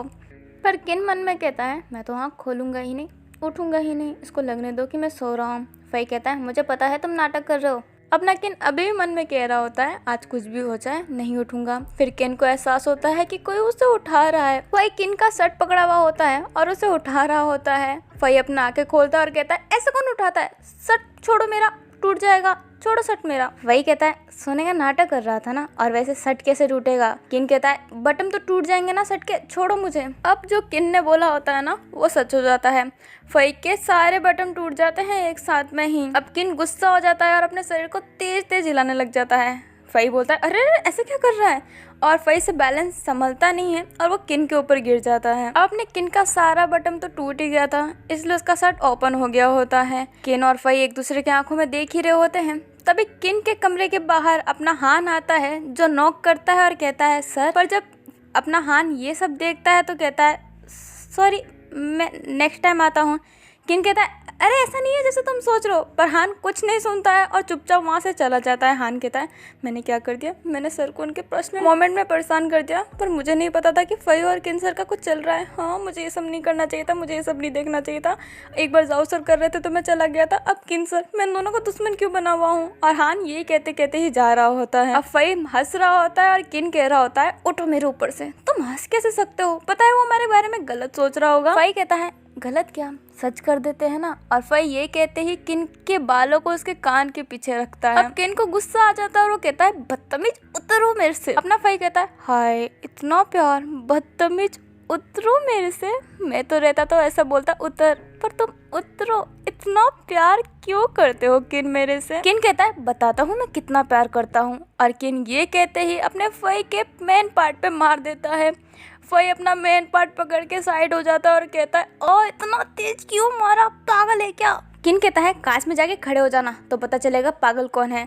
फई कहता है छोड़ूंगा नहीं, मैं तो बेड पे सो के रहूंगा कुछ भी हो जाए। किन कहता है आज सोने नहीं दूंगा कुछ भी हो जाए। और किन ये कहते ही फई को अपने पाँव से मारने लग जाता है। फई कहता है ऐसा कौन करता है बच्चों जैसी हरकत। किन कहता है मैं करता हूँ, हटो यहाँ से हटो। अपना किन तो फई पे किक की बारिश कर देता है और फई बिस्तर से हट जाता है और कहता है छोटे चूहे तुझे तो मैं छोड़ूंगा नहीं। किन एक तकिया उठाता है फई के मुंह पे मारता है और कहता है जो करना है कर लेना, अब जाओ सोफे पे सो। फई कहता है नहीं सोऊंगा तो मैं यहीं पे ही। और ये कहते ही बेड पे वापस चढ़ जाता है। अब किन और फई के बीच में हाथ से लड़ाई हो जाती है। अब वो दोनों एक दूसरे को पुश कर रहे होते हैं, पर अपना बेचारा किन फई को कुछ भी नहीं कर पा रहा होता है। और ऐसे लड़ाई में ही इस बार किन फई पे गिर जाता है और किन का होठ फई से जाके टकरा जाता है। मतलब उन दोनों के बीच में एक हल्का सा किस हो जाता है। ये देख के फई तो कुछ कहने के लायक ही नहीं रहता है, उसकी आंखें बड़ी हो जाती है और वो एकदम शांत हो जाता है। किन फटाफट बेड से हटता है और एक तकिया लेता है और सोफे पे चुपचाप जाके सो जाता है। किन मन में ही कहता है ये क्या कर दिया मैंने, मैंने क्या कर दिया ये। अपना फई तो थोड़ी देर के लिए ऐसे ही फ्रीज रहता है। फिर फई अपने लिप पे हाथ रखता है और उसके चेहरे पे एक अलग सी स्माइल आ जाती है और फई एक पिल्लो पकड़ के जैसे रहता है वैसे ही सो जाता है। अब कहानी सिर्फ अपने वुशी और युवान पे होती है, जो दोनों आराम से बैठे हुए होते हैं। वो दोनों चांद देख रहे होते हैं, मतलब अपना वुशी चांद देख रहा होता है और युवान तो वुशी को ही देखा जा रहा होता है। वुशी युवान से कहता है तुम मुझे ऐसे क्यों देखते रहते हो हर वक्त, चांद कितना प्यारा लग रहा है, उसे देखो ना। अब अपना युवान फिल्मी डायलॉग मारता है और कहता है मेरे चांद तो तुम ही हो ना। ये बात सुन के उसे स्माइल करता है और कहता है हाँ फिल्मी डायलॉग। युवान कहता है फिल्मी तो है पर तुम्हारे पे एकदम परफेक्ट मैच खा रहा है। अब उसे युवान के सर पे हल्का सा मारता है और कहता है चांद देखो मुझे नहीं। युवान कहता है अगर चांद से भी प्यारी चीज मेरे पास में हो तो मैं चांद क्यों देखूं, तुम्हें ही देखना है। उसी कहता है अच्छा बच्चा। युवान कहता है हाँ बच्चा। अब उसी कहता है कुछ और दिखाऊं तुम्हें। युवान कहता है नहीं नहीं तुम्हारा थप्पड़ मुझे नहीं देखना। उसी कहता है देख लो। युवान कहता है नहीं मैं तुम्हें ही देखना चाहता हूँ और कुछ नहीं। वुशी कहता है अब तो मैं तुम्हें बिल्कुल नहीं देखने दूंगा अपने आप को। और ये कहते ही वुशी युवान पे बैठ जाता है और उसे किस करने लग जाता है। युवान की तो आंखें खुली की खुली रह जाती है क्योंकि वुशी ये सब नहीं करता। हक किस वुशी ये सब करता ही नहीं है। वुशी जब युवान से थोड़ा दूर जाता है तो युवान कहता है अचानक से तुम्हें क्या हो गया, मतलब अचानक से मुझे इतनी खुशी। वुशी कहता है मन हुआ बस कर दिया। युवान कहता है ऐसा मन हमेशा हो। वुशी एक टेढ़ी स्माइल करता है और कहता है ठीक है। फिर वुशी उठता है। युवान का ना शर्ट का कॉलर पकड़ लेता है और कहता है चलो मेरे पीछे। युवान कहता है क्यों, क्या हुआ, अभी तो हम टेरेस पे आए हैं। वूसी कहता है चलो ना, और ये कहते ही युवान को उठा लेता है और युवान को अपने पीछे पीछे ले जाने लगता है और अपना युवान भी चुपचाप जा रहा होता है। फिर उसी युवान को कमरे में ले जाता है, कमरे का लाइट बंद कर देता है और युवान को किस करने लग जाता है। युवान वूसी को उठाता है और बेड पे ले जाता है। और अब आप जानते हैं कि आगे क्या हुआ होगा। आगे मैं नहीं बता पाऊंगी, मुझे तो शर्म आ जाता है। अब हमें गुरजान और काओ वेनिंग को दिखाया जाता है जो नाइट में ना एक ब्रेंच पे बैठे हुए रहते हैं। काओ वेनिंग कहता है मैं पूरी कोशिश करूंगा फई भाई और वैन भाई को मनाने के लिए, ताकि वो खुशी खुशी तुम्हारा और मेरा शादी करवा दे। गुरजान स्माइल करती है और बोलती है मुझे पूरा यकीन है फई भाई और वैन भाई दोनों मान जाएंगे, क्योंकि तुम हो ही इतने अच्छे। अब काओ वेनिंग एक स्माइल करता है और कहता है नहीं, वो तो तुम अच्छी हो इसलिए तुम्हें सब अच्छे दिखते हैं। गुरजान कहती है नहीं नहीं, ऐसी बात नहीं है, मैं सबके जो होता है मुंह पे बोलती हूँ और तुम मुझे बहुत अच्छे लगते हो काओ वेनिंग। काओ वेनिंग बोलता है इतनी तारीफ। गुरजान बोलती है हाँ, कभी कभी किसी की तारीफ भी कर देनी चाहिए। अब काओ वेनिंग अपने दिल पे हाथ रखता है और कहता है हाय, तुम ऐसी बात करते हुए कितनी प्यारी लगती हो ना। अब गुरजान एक स्माइल करती है और कुछ नहीं। काओ वेनिंग फिर से दिल पे हाथ रखता है और कहता है हाय, तुम्हारी ये स्माइल दिल में गोली चला देता है। अपनी गुरजान ना हल्के से काओ वेनिंग के सर पे मारती है और कहती है बहुत फ्लर्टी बातें कर रहे हो तुम आजकल, ऐसा क्यों। काओ वेनिंग कहता है पता नहीं कब तक शरीफ बन के रहूंगा, थोड़ा सा तो बदमाश बनना पड़ेगा ना, ताकि मैं अपने गुरजान के लायक बन सकूं। गुरजान कहती है तुम नालायक हो पर मेरे लायक हो। और ये कहते ही गुरजान काओ वेनिंग के शोल्डर पे अपना सर रख लेती है और काओ वेनिंग भी गुरजान के सर पे अपना सर रख लेता है और दोनों एक प्यारी सी स्माइल दे रहे होते हैं। अब कहानी लुओ और साओ पे आती है जो ना एक कमरे में ही बैठे रहते हैं। लुओ थोड़ी उदास सी रहती है और कहती है हाँ, हमें कब काम मिलेगा, मुझे नहीं रहना ये भाई के पैसों पे, मुझे काम चाहिए। साओ कहती है काम तो मुझे भी चाहिए, मैं सोच रही हूँ कि एक वेटर का ही काम ले लूँ जब तक मुझे कोई काम नहीं मिलता तो।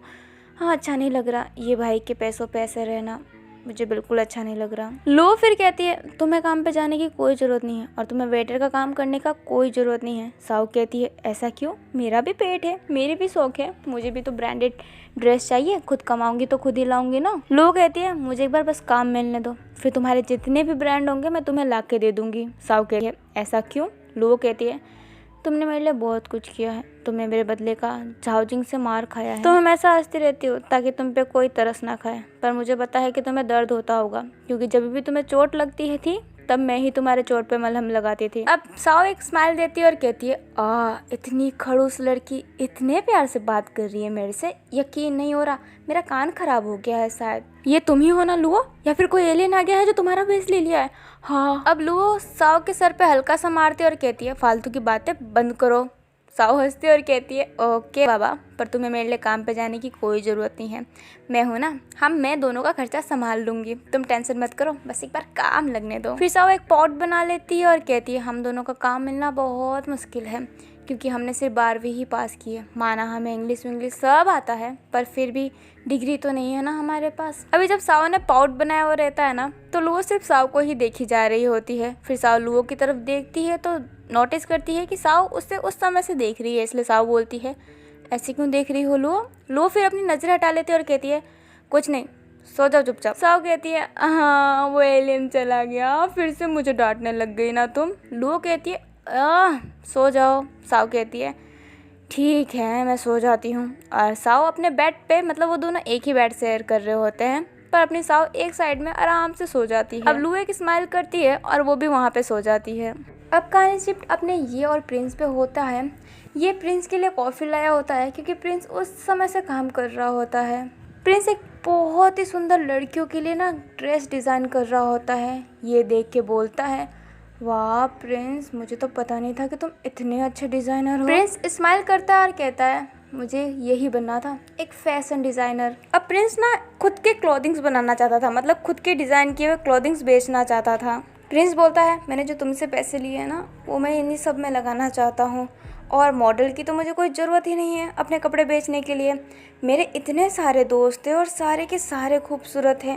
वैन को देख लो, जाओ को देख लो, तुम्हें देख लो, युवान को देख लो, वुशी को भी देख लो, और वो जाओ का भाई था ना किन, और वो फरी भी कम खूबसूरत नहीं है। और देखा जाए तो लेडी मॉडल्स भी है मेरे पास, लुओ है, साओ है, और वो वैन की बहन थी ना, वो भी तो कर सकती है। और वैन की आंटी वो भी काफ़ी अच्छी खासी दिखती है। मेरे आसपास ही इतने खूबसूरत लोग रहते हैं, मुझे तो मॉडल की ज़रूरत ही नहीं है। अपना ये प्रिंस को पीछे से हक कर लेता है और कहता है, हाँ ये तो बात सही कहा तुमने, तुम खुद को ही देख लो, तुम किसी मॉडल से कम थोड़ा ना हो, सबसे खूबसूरत तो तुम ही हो। प्रिंस बोलता है, हाँ मस्का मत लगाओ, काम करने दो मुझे। ये बोलता है, ठीक है ये कॉफ़ी पी लो। अब प्रिंस वो कॉफ़ी पीने लग जाता है और अपना ये भाई बेड पे जाके बैठ जाता है। प्रिंस बोलता है, तुम सो क्यों नहीं चाहते?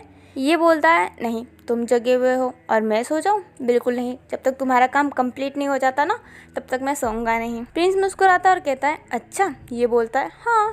प्रिंस बोलता है, ऐसा मत करो, चुपचाप सो जाओ, नहीं तो बीमार पड़ जाओगे ना। ये बोलता है, अच्छा तुम बीमार नहीं पड़ोगे? तुम भी तो उस समय से स्केच बनाए जा रहे हो ड्रेसों के। प्रिंस बोलता है, अरे ये तो मेरा काम है। ये बोलता है, तो ये मेरा काम है, तुम्हें ऐसे ही देखते रहना, जब तक तुम सोओगे नहीं तब तक तो मैं तुम्हें ऐसे ही देखता रहूंगा। प्रिंस बोलता है, जब तक मैं नहीं सोऊंगा तब तक तुम नहीं सोओगे मतलब? ये बोलता है, हाँ। प्रिंस टेबल से उठ जाता है और कहता है, अब तो मैं तुम्हें सोने ही नहीं दूंगा। ये बोलता है, ठीक है जितना काम करना है कर लो। प्रिंस कहता है, काम कौन करेगा, अब तो तुम्हें मैं परेशान करूंगा। और ये कहते ही प्रिंस ये के पास आ जाता है और उसे गिलगिली करने लग जाता है। ये हंस रहा होता है और प्रिंस को रोक रहा होता है, पर प्रिंस मानने वाले में से कहाँ। पर अपना ये भाई प्रिंस का हाथ पकड़ लेता है और प्रिंस को अपने तरफ खींच लेता है। दोनों के आई कांटेक्ट होते हैं। फिर थोड़ी देर बाद प्रिंस ये के पास में ही जाके लेट जाता है और कहता है, मेरा पाँव और मेरा सर बहुत दर्द हो रहा है। ये कहता है, नो टेंशन, मैं हूं ना तुम्हारे पास। और ये कहते ही प्रिंस के पाँव के पास चला जाता है और उसका पाँव दबाने लग जाता है। प्रिंस मना करता है ये को, पर ये मान ही नहीं रहा होता है और कह रहा होता है, अभी पाँव दबा देता हूँ फिर सर दबा दूंगा, नो टेंशन। अपना प्रिंस बोलता है, अरे यार ऐसा मत करो, मुझे अच्छा नहीं लग रहा कि तुम मेरा पाँव दबा रहे हो। ये बोलता है, चलता है, हम दोनों पार्टनर है ना, इतना तो चलता है। प्रिंस अपना पाँव हटा लेता है और बैठ जाता है और कहता है, नहीं चलता। ये बोलता है, चलता है। प्रिंस बोलता है, नहीं चलता। ये बोलता है, चलता है। अब वो दोनों ऐसे ही लड़ाई करने लग जाते हैं। अब अपना ये को तो कोई बातों में हरा ही नहीं सकता, इसलिए प्रिंस ये को किस करने लग जाता है। ये भी प्रिंस को किस करने लग जाता है और धीरे धीरे उसे बेड पर लेटाने लग जाता है। अब अपना प्रिंस ये का शर्ट के बटन खोलने लग जाता है, तभी ये मना कर देता है और कहता है, तुम थक गए हो ना, हम ये सब कभी और कर लेंगे, तुम सो जाओ, ठीक है। और ये कहते ही ये प्रिंस से हटने वाला रहता है, तभी प्रिंस ये का शर्ट पकड़ लेता है, अपने तरफ खींच लेता है और कहता है, नहीं मुझे नहीं सोना, मुझे तो अपने नाइट को रंगीन बनाना है। ये बोलता है, हाँ तुम ऐसी बातें कब से करने लग गए? प्रिंस बोलता है, तुम्हारे साथ रह रह के कुछ तो सीखूंगा ना। ये बोलता है, मैं तो ऐसी बातें नहीं करता। प्रिंस मुस्कुराता और कहता है, मैं तो करता हूँ ना। और ये कहते ही ये भाई के शर्ट के बटन खोलने लग जाता है। ये मना कर रहा होता है पर प्रिंस मान ही नहीं रहा होता है। अब वो दोनों हाथों से हल्का हल्का लड़ रहे होते हैं, तभी प्रिंस ये बाइक को अपने नीचे ले लेता है और ऊपर उसके बैठ जाता है और कहता है, हाँ अब जब तक तुम मानोगे नहीं मेरे साथ करने को तब तक मैं तुम्हारे ऊपर से हटूंगा नहीं, तुम्हारे पेट पे ऐसे ही बैठे रहूंगा और तुम्हारे पेट में दर्द करवा दूंगा। अब ना ये भाई कहता है, ठीक है बैठे रहो, पर मैं तुम्हारे साथ कुछ नहीं करने वाला। अपने गुस्से में मुंह फुला लेता और कहता है, गंदा।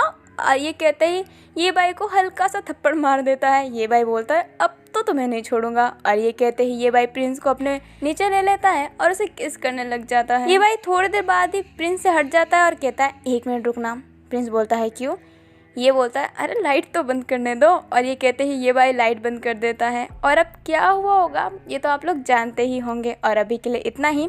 आई होप आपको ये पार्ट। हमें एक वाइट कलर की बस दिखाई जाती है जिसके अंदर अपने सारे कैरेक्टर बैठे हुए होते हैं। अपना वैन केजिंग जाओ जिसू के पास बैठा होता है, ये भाई प्रिंस के पास, वुसी युवान के पास, गुजियान खाओ वेनिंग के पास, और अपनी शाओ लुवो के पास, और अपना फई अपने किन के पास। पर वो किन से नजरें नहीं मिला पा रहा होता है। फई मन में कहता है, पता नहीं क्या हो गया है, इससे कभी भी नजरें मिलाता हूँ तो दिल में अजीब सा क्यों होने लगता है, मुझे समझ में नहीं आ रहा। और इधर किन भी अपने मन में कह रहा होता है, पता नहीं उस किसके बाद से मैं से नजरें क्यों नहीं मिला पा रहा हूँ, मैंने तो गलती से किया था पर फिर भी मुझे बहुत अजीब लग रहा है। और अपना वैन भले ही जाओ जिसू के पास बैठा है पर नजरें अपने काउ वेनिंग पे है। वैन काउ वेनिंग को घूर घूर के देख रहा होता है और हाथों से इशारा करता है, अगर मेरी बहन के साथ कुछ गलत किया तो तू गया काम से। और अपना बेचारा काउ वेनिंग वहाँ पे डर के बैठा हुआ होता है। अब जाओ जिसू वैन की ये हरकतें देख लेता है तो कान खींचता और कहता है, क्यों डरा रहे हो उसे? वैन कहता है, मैं कहाँ डरा रहा हूँ। जाओ बोलता है, देखा है मैंने, क्या कर रहे हो तुम, क्यों डरा रहे हो बेचारे को। वैन बोलता है बेचारा, बेचारा तो ये बिल्कुल नहीं है। अब थोड़ी देर बाद बस में दिखाई जाती है कि बस में बहुत शांति रहती है, कोई कुछ नहीं बोल रहा होता है। अपना ये भाई सबको ऐसे घूर घूर के देखा जा रहा होता है कि कोई बोल क्यों नहीं रहा है कुछ। ये भाई प्रिंस की तरफ देखता है तो प्रिंस अभी भी स्केच बना रहा होता है, मतलब अपने ड्रेसेस के डिजाइन बना रहा होता है। ये भाई बहुत देर तक बर्दाश्त करता है पर कोई कुछ बोल नहीं रहा होता है, इसलिए वो खुद ही बस में उठ जाता है और चिल्ला के बोलता है सारे के सारे लोग मर चुके हो क्या, कोई कुछ बोल क्यों नहीं रहा है, ये कैसा ट्रिप है। मैंने तो सोचा था एक हैप्पी ट्रिप होगा पर ये तो सैड ट्रिप है, कोई बोल ही नहीं रहा है, गूंगे बन गए हैं सब। अब ये भाई ने जिस हिसाब से चिल्ला के अचानक से बोला होता है ना, सबने अपने दिल पे हाथ रख लिया होता है। फई गुस्से में उठ के बोलता है तू पागल है क्या, अचानक से इतना तेज कौन चिल्लाता है। और वैन फई की तरफ देखता है और कहता है अरे बच्चे का दिल कमजोर है क्या, मेरे चिल्लाने से तुझे हार्ट अटैक तो नहीं आ गया ना, सही है ना। फई बोलता है तू ना, पर किन फई को बोलता है शांत हो जाओ फई, ये भाई सही तो बोल रहे हैं, कोई कुछ नहीं बोल रहा है, मैं भी कब से सोच रहा था कि कोई कुछ बोल क्यों नहीं रहा है। अब फई एकदम शांत हो जाता है और कुछ नहीं कहता है और बैठ जाता है। ये देख के सारे हैरान रहते हैं, कितने नकचढ़े लड़के ने बात मान ली। और ये भाई तो बोलने लग जाता है हाँ क्या हो गया, तू लड़ा नहीं, शांति से बैठ गया, मुझे यकीन नहीं हो रहा, मैं सपना तो नहीं देख रहा ना। अब ये भाई प्रिंस को बोलते हैं प्रिंस थोड़ा चूटी काटना हो ना मुझे, ये शांत कैसे हो गया, पक्का ये सपना है, पक्का ये सपना है। भाई बोलता है मुझे लड़ने का मन नहीं था इसलिए मैं कुछ नहीं बोला, ठीक है। ये भाई बोलता है एक मिनट साइड। भाई बोलता है साइड में क्यों, ये बोलता है आना यार। भाई बोलता है क्या है। अब ये भाई जबरदस्ती फई को उठा के ना ड्राइवर की सीट के पास ले जाता है और धीरे से कहता है क्या बात है, तुझे कहीं किन से प्यार तो नहीं हो गया ना। उसके एक बार कहने से तू रुक गया, वैसे तो तेरा कोई पाँव भी पड़ ले तो शांत ना हो, इतने जल्दी अगर हो गया है तो तू बता दे, देख तो दुश्मन है मेरा, तेरी बात मेरे पास ही रहेगी, बता दे बस मुझे। ये बात सुन के फई थोड़ी देर शांत रहता है, फिर वो कहता है चुप कर, और ये कहते ही वापस अपने सीट पे जाके बैठ जाता है। ये कहता है कुछ तो बात है और ये तो मैं पता लगा के रहूंगा, ये भाई नाम है मेरा, ऐसा कुछ नहीं है जो मेरे से छुप सकता है। और ये कहते ही ये भाई अपने सीट की तरफ वापस जाने लगता है। अब बस एक जगह पे जाके रुकती है तो बस का ड्राइवर कहता है आपने जो बोला था वो आ चुका है। अब प्रिंस अपने सीट से उठता है, अपना बैग उतारता है और ये को दे देता है और कहता है मेरा बैग लेके आ जाना, ठीक है, मैं बाहर जा रहा हूँ। और ये कहते ही प्रिंस वहाँ से चला जाता है। ये बोलता है हाँ चलो कोई बात नहीं, जान है मेरा, जान के लिए इतना तो बोझ उठा ही सकता हूँ। और ये कहते हैं प्रिंस का बैग उठा के बाहर जाने लग जाता है। अब ये देख के वैन और जाओ दोनों एक साथ में बोलते हैं मैं तुम्हारा बैग बाहर ले जाता हूँ। वैन बोलता है नहीं मास्टर शुभ मैं ले जाता हूँ ना। जाओ बोलता है नहीं लाओ वैन मैं ले जाता हूँ। अब वो दोनों बैग लेने के लिए ही लड़ने लग जाते हैं और सब ये देखने ही लग जाते हैं। अब सारे धीरे धीरे करके नीचे उतर जाते हैं, पर वो दोनों इसी बात के लिए लड़ रहे होते हैं कि मैं बैग ले जाता हूँ, मैं बैग ले जाता हूँ। बाहर खड़ा हुआ ये भी ये सब देख रहा होता है। ये अपना बैग नीचे रख देता है और प्रिंस का बैग भी, और उन दोनों के पास जाता है और कहता है रुक जाओ, कोई अपना बैग नहीं लेगा, मैं ले जाता हूँ, पर बाहर तो निकलो यार। और ये कहते ही ये भाई उन दोनों का बैग ले लेता है और बाहर चला जाता है बस के। वैन और जाओ एक दूसरे को देख के स्माइल कर रहे होते हैं और फिर बस से बाहर निकल जाते हैं। अब वो सारे लोग ना एक जंगल में आए होते हैं कैंपिंग करने के लिए, पर वो जंगल कोई नॉर्मल जंगल नहीं रहता है, बहुत खूबसूरत जंगल रहता है। अब सब लोग थोड़े से जंगल के अंदर जाते हैं और अपना अपना कैंप लगाने लग जाते हैं। वैन केजिंग फई को कुछ इशारा करता है और फई भी हाँ करता है। फिर वैन केजिंग और फई दोनों काऊ वेनिंग के पास जाते हैं और उसके कंधे पे हाथ रख लेते हैं और एक साथ में कहते हैं अगर मेरी बहन के साथ कुछ ऐसा वैसा करने की कोशिश की तो इस जंगल के अंदर तुम्हारी लाश दफन होगी। अब बेचारा अपना काऊ वेनिंग बहुत घबरा जाता है और कुछ नहीं कह रहा होता है और नजरें नीचे ही रखा हुआ होता है। तभी अपना जाओ जिसू आता है और वैन केजिंग के कान खींचने लग जाता है और वो कहता है इसको क्यों डराने के पीछे पड़े हो तुम। अब वैन बोलता है ओ मास्टर दर्द हो रहा है, ये ऐसा मत करो, सबके सामने ऐसा मत करो, अजीब लग रहा है। पन छोड़ने के लिए तैयार ही नहीं था। वो कह रहा होता है बस से देख रहा हूँ तुम बेचारे के पीछे ही पड़ रखे हो, क्या इसको ठरकी समझ रखा है क्या जो कुछ गलत करेगा। बेचारे ने खुद मेरे से कहा था ये अपना कैंपस अलग लगाएगा, तो क्यों इसके पीछे पड़े हुए हो। अब ये देख के सारे मुस्कुराने लग जाते हैं और अपना वैन बेचारा कह ही रहा होता है मास्टर शो कान छोड़ दो ना, दर्द हो रहा है। अपना फई काऊ वेनिंग के गर्दन से हाथ हटाता है और उनके थोड़े से दूर जाके खड़ा हो जाता है। फई बोलता है नहीं मैं अपना कान नहीं खिंचवाना चाहता, हाँ मुझे ये सब नहीं चाहिए, मेरा कोई कान खींचेगा तो मैं उसको मार ही डालूं। पता नहीं ये वैन झेल कैसे रहा है, पर मेरा कोई कान खींचे तो मैं उसका कान क्या गला भी काट दूं। अब अपना किन को दिखाया जाता है जो मुस्कुरा रहा होता है वैन और जाओ को देख के और अपना टेंट लगा रहा होता है। अब फई कुछ बड़बड़ाता आगे जा रहा होता है और उसकी नजर नीचे पड़ती ही नहीं है और किन के टेंट पे पाँव पड़ जाती है। वही जब नीचे देखता है तो देखता है कि उसने किन के टेंट पे पाँव रख दिया है और किन भी गुस्सा हो जाता है कि अभी मैंने इस टेंट को यहाँ पे बिछाया था, देखो तुमने गंदा कर दिया। और ये कहते ही किन उठ जाता है और फई का कान खींचने लगता है और कहता है तुम सुधरोगे नहीं ना, पागल हो तुम एक नंबर के, देख नहीं सकते थे क्या। अब बेचारा अपना फई जो भी बोल रहा होता है कि कोई उसका कान खींचे तो वो उसका गला ही काट दे, पर वो किन का तो कुछ कर ही नहीं पाता है। फई ये कह रहा होता है अरे किन छोड़ दो, माफी मांग रहा हूँ, छोड़ दो, ध्यान नहीं पड़ा, गंदा ये तो हुआ, लो मैं अपने हाथों से साफ कर दूंगा, छोड़ दो ना मुझे। अब किन फई का कान छोड़ देता है और कहता है तुम भी स्टैंड के अंदर होगे ना, चलो लगाने में मदद करो। फई कहता है ठीक है। अब वो दोनों टेंट लगाने लग जाते हैं और इन दोनों की हरकत अपना ये भाई देख रहा होता है और ये भाई के चेहरे पे एक अजीब सा स्माइल रहता है। प्रिंस जब ये भाई को देखता है तो बोलता है हाँ क्या हुआ, तुम ऐसे स्माइल बहुत कम करते हो, कुछ हुआ है क्या। अब ना ये भाई बोलता है कुछ नहीं हुआ है। प्रिंस फिर बोलता है कुछ तो ऐसे बोल रहे हो कि बहुत कुछ हुआ है, बताओगे नहीं मुझे। ये बोलता है अरे कुछ नहीं, मुझे लग रहा है ना कि फई किन को पसंद करने लगा है, देखो ना इतना सख्त लौंडा इतने प्यार से बात कर रहा है। प्रिंस बोलता है तो क्या हुआ, तुम उनके लाइफ में ज़्यादा घुसो मत। ये बोलता है ऐसा तो हो ही नहीं सकता कि किसी के कपल लाइफ में मैं ना घुसूं, मज़ा तो घुसने में ही आता है ना। अब प्रिंस ये भाई का कान खींच लेता है और कहता है क्या मज़ा घुसने में आता है, सुधरोगे नहीं ना तुम। और अपना बेचारा अब ये कह रहा होता है अरे प्रिंस कान छोड़ दो, देखो बेइज्जती हो जाएगी, सबके धीरे धीरे कान खींचे जा रहे हैं, छोड़ दो मुझे छोड़ दो। अब ये भाई को देख के युवान हंसने लग जाता है और कहता है अच्छा है, मेरा वाला सबसे बेस्ट है, कभी मेरे साथ ऐसा कुछ नहीं करता। ये बोलता है अच्छा तुम्हें तो मैं अभी बताता हूँ। तभी वुशी बोलता है ये तुम्हें बताने की जरूरत नहीं है, मैं हूँ ना। और वुशी युवान के कान फिर खींच लेता है। युवान बोलता है अरे मेरी तो कोई गलती ही नहीं थी, तो फिर क्यों खींच रहे हो। वुशी बोलता है मेरी मर्जी। अपनी गुलजान काओवेनिंग के पास जाती है और कहती है मैं तुम्हारा कान खींचूं क्या, यहाँ पे सब एक दूसरे का कान खींच रहे हैं। अपना काओवेनिंग मुस्कुराते हुए बोलता है खींचना है तो खींच लो। अब गुलजान प्यार से ही काओवेनिंग का कान पकड़ लेती है और ये चीज वैन देख लेता है और वैन गुस्से में काओवेनिंग को देखने लग जाता है, पर वैन का पूरा गुस्सा शांत हो जाता है क्योंकि जाओ जिसु फिर से उसके कान खींचने लग जाता है। अब सब एक दूसरे को देख के ही हंस रहे होते हैं और अपनी लुओ और साओ दूर खड़े होके हंस रहे होते हैं। लुओ साओ की तरफ ही देख रही होती है और अचानक से लुओ साओ का कान पकड़ लेती है। साओ लुओ को देखने लग जाती है तो लुओ अपना हाथ हटाती है और कहती है वो तुम्हारे कान पे कीड़ा था बस। साओ मुस्कुराती है और कहती है ठीक है, थैंक यू हटाने के लिए। और लो फिर वहाँ से चली जाती है टेंट लगाने के लिए। लो को जाते ही प्रिंस साओ के पास आता है और कहता है बोल क्यों नहीं देती कि प्यार करती हूँ। अपनी साओ एक उदास सा चेहरा बना लेती है और वो कहती है वो नहीं करती ना, और अगर मैंने बता दिया कि मैं उससे प्यार करती हूँ तो मेरे से बात नहीं की तो वो जैसी है मेरे साथ मैं भी खुश हूँ, मैं उसको खोना नहीं चाहती। और ये कहते ही साओ एक स्माइल करती है। अपना प्रिंस कहता है मुझे लगता है कि लुओ भी तुमसे प्यार करती है। साओ कहती है मुझे नहीं लगता है। प्रिंस कहता है मुझे तो लगता है। और प्रिंस के पीछे ये आता है और कहता है अगर जो प्रिंस को लगता है वो होता जरूर है, प्रपोज कर दो यार। अपनी साओ बोलती है आपको भी पता है इस बारे में। ये बोलता है अरे किसी का लव लाइफ मेरे से छुप नहीं सकता, मुझे तो सबके बारे में पता रहता है। अब प्रिंस ये के पेट पे हल्का सा मारता है और कहता है और इसको सबके लव लाइफ में घुसने का शौक भी होता है। अपना ये उदास सा चेहरा बनाता है और कहता है ऐसा मत बोलो। प्रिंस ये का गाल खींच लेता है और कहता है तो कैसा बोलूं। अब प्रिंस मुस्कुराता है और ये भी मुस्कुराता है। प्रिंस और ये साथ में बोलते हैं आज प्रपोज कर ही देना तो मैं अकेले रहूंगी। साओ मना कर रही होती है पर वो दोनों बहुत ही जिद कर रहे होते हैं, इसलिए साओ बोलती है कोशिश करूंगी। और प्रिंस और ये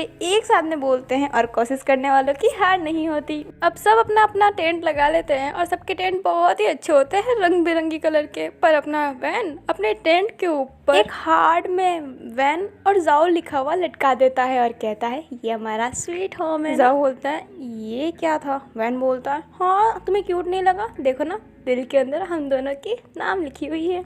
जाओ बोलता है इसमें क्यूट की क्या बात है, ये तो नॉर्मल है ना वैन। और वैन हल्का सा जाओ को मारता है और कहता है आपको ना कुछ प्यारा नहीं लगता है, मैं कुछ भी कर लूँ आपको अच्छा लगता ही नहीं है, हमेशा आप मेरे पे कमियां निकालते रहते हो। और ये कहते ही जाओ से दूर जाने लगता है।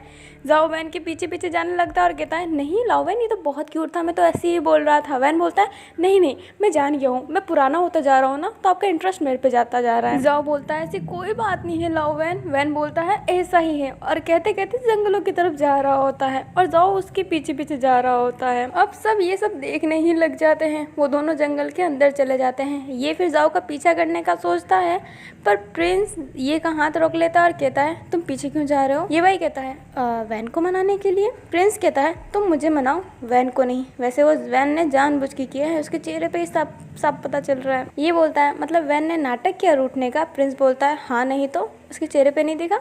हाँ, वो बहुत क्यूट है। अब ये भाई प्रिंस की तरफ देखने ही लग जाता है। अब हमें वैन और जाओ को दिखाया जाता है, जहाँ पे वैन सीधा सीधा चल रहा होता है और जाओ उसके पीछे पीछे चल रहा होता है।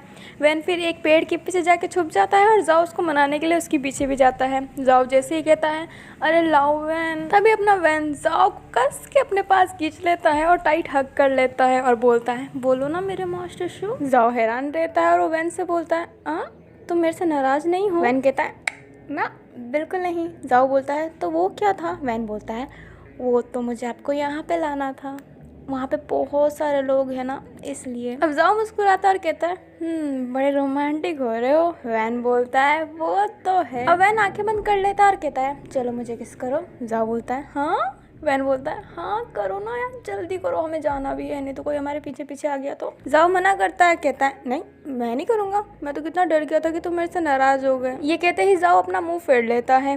वैन फिर जाओ का मुंह पकड़ता है और अपनी आंखों से आंखें मिलाता है और कहता है अरे माफ़ करो ना, एक कर दो, जल्दी कर दो, हमें जाना भी है। अब जाओ मना कर रहा होता है नहीं करूँगा, और वैन बोल रहा होता है कर दो, पर जाओ ज़्यादा मना कर देता है तो वैन गुस्सा हो जाता है और कहता है ठीक है मत करो, मैं जा रहा हूँ। और वैन जैसे ही जाने वाला रहता है तभी जाओ वैन का हाथ पकड़ लेता है, पेड़ की तरफ खींच लेता है और उसे किस करने लग जाता है। और अपने वैन जाओ अभी भी किसी कर रहे होते हैं, तभी ये भाई चुपके से वहाँ पे आता है और उन दोनों को ये सब करता हुआ देख लेता है। अब ये भी फिर चुपके से जा रहा होता है, पर उसके चेहरे पे बहुत ज़्यादा स्माइल रहता है। अचानक से ये का कान कोई खींचता है और वो अपना प्रिंस रहता है।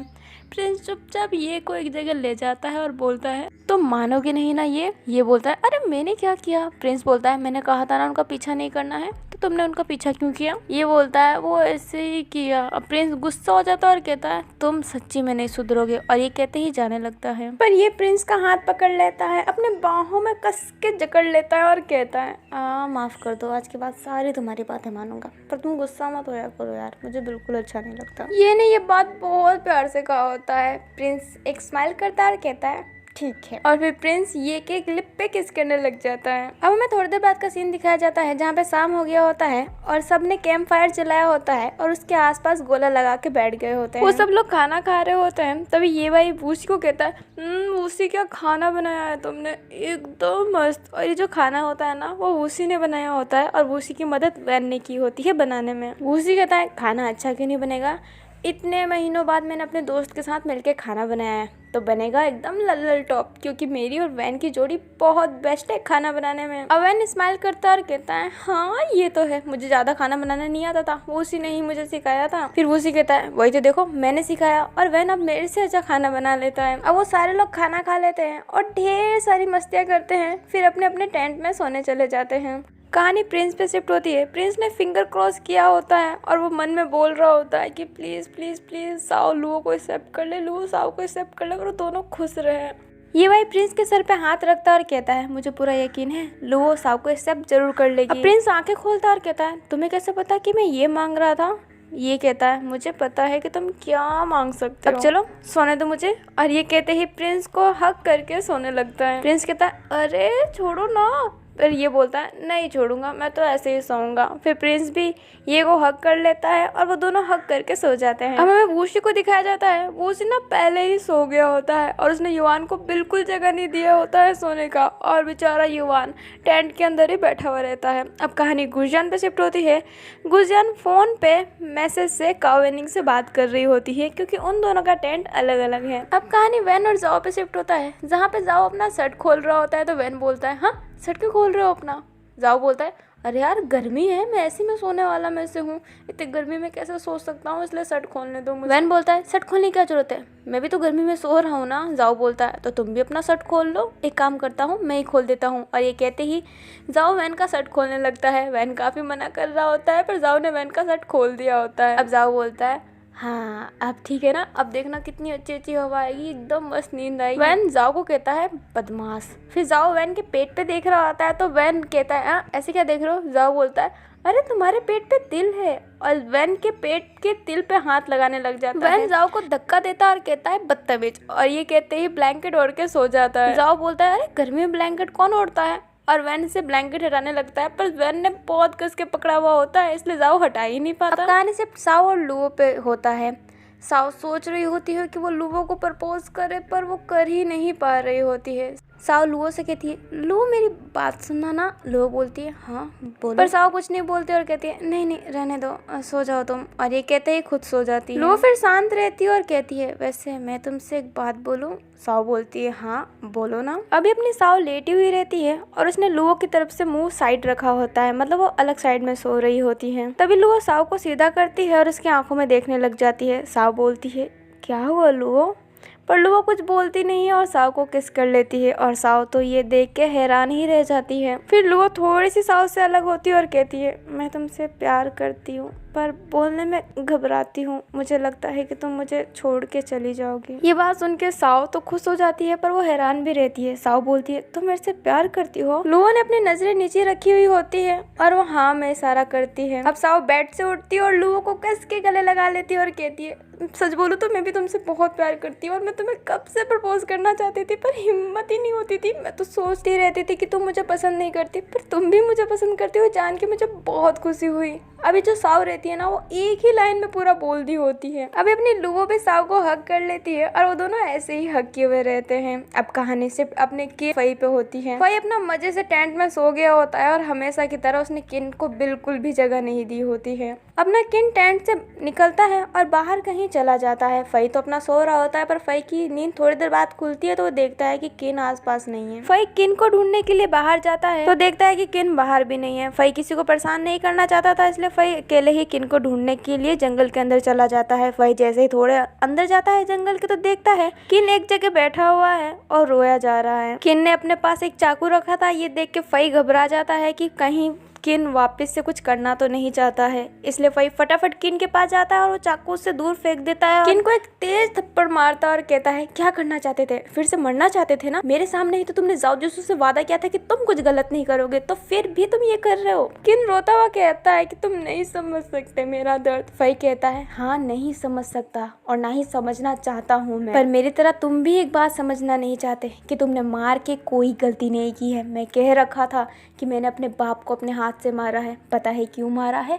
क्योंकि वो मुझे भूत घाटी छोड़ के चले गए थे। जब मैं 5 साल का था तब मुझे छोड़ के चले गए थे, और जब मुझे उनको मारने का कॉन्ट्रैक्ट मिला तो मैं एक पल भी नहीं सोचा, मार दिया, क्योंकि ये मेरा काम था। और तुम अपने बारे में क्या कह रहे हो? उस प्रिंस को देख लो, प्रिंस ने भी तो अपने बाप को जेल पहुंचाया ना। क्यों? क्योंकि वो गलत था। गलत करने वालों के साथ गलत ही होता है। वैन अक्सर मेरे से कहता है कि अगर वो मर गया तो उसे कोई अफसोस नहीं रहेगा, क्योंकि उसने गलत किया है तो वो मरेगा, और मेरा भी यही है।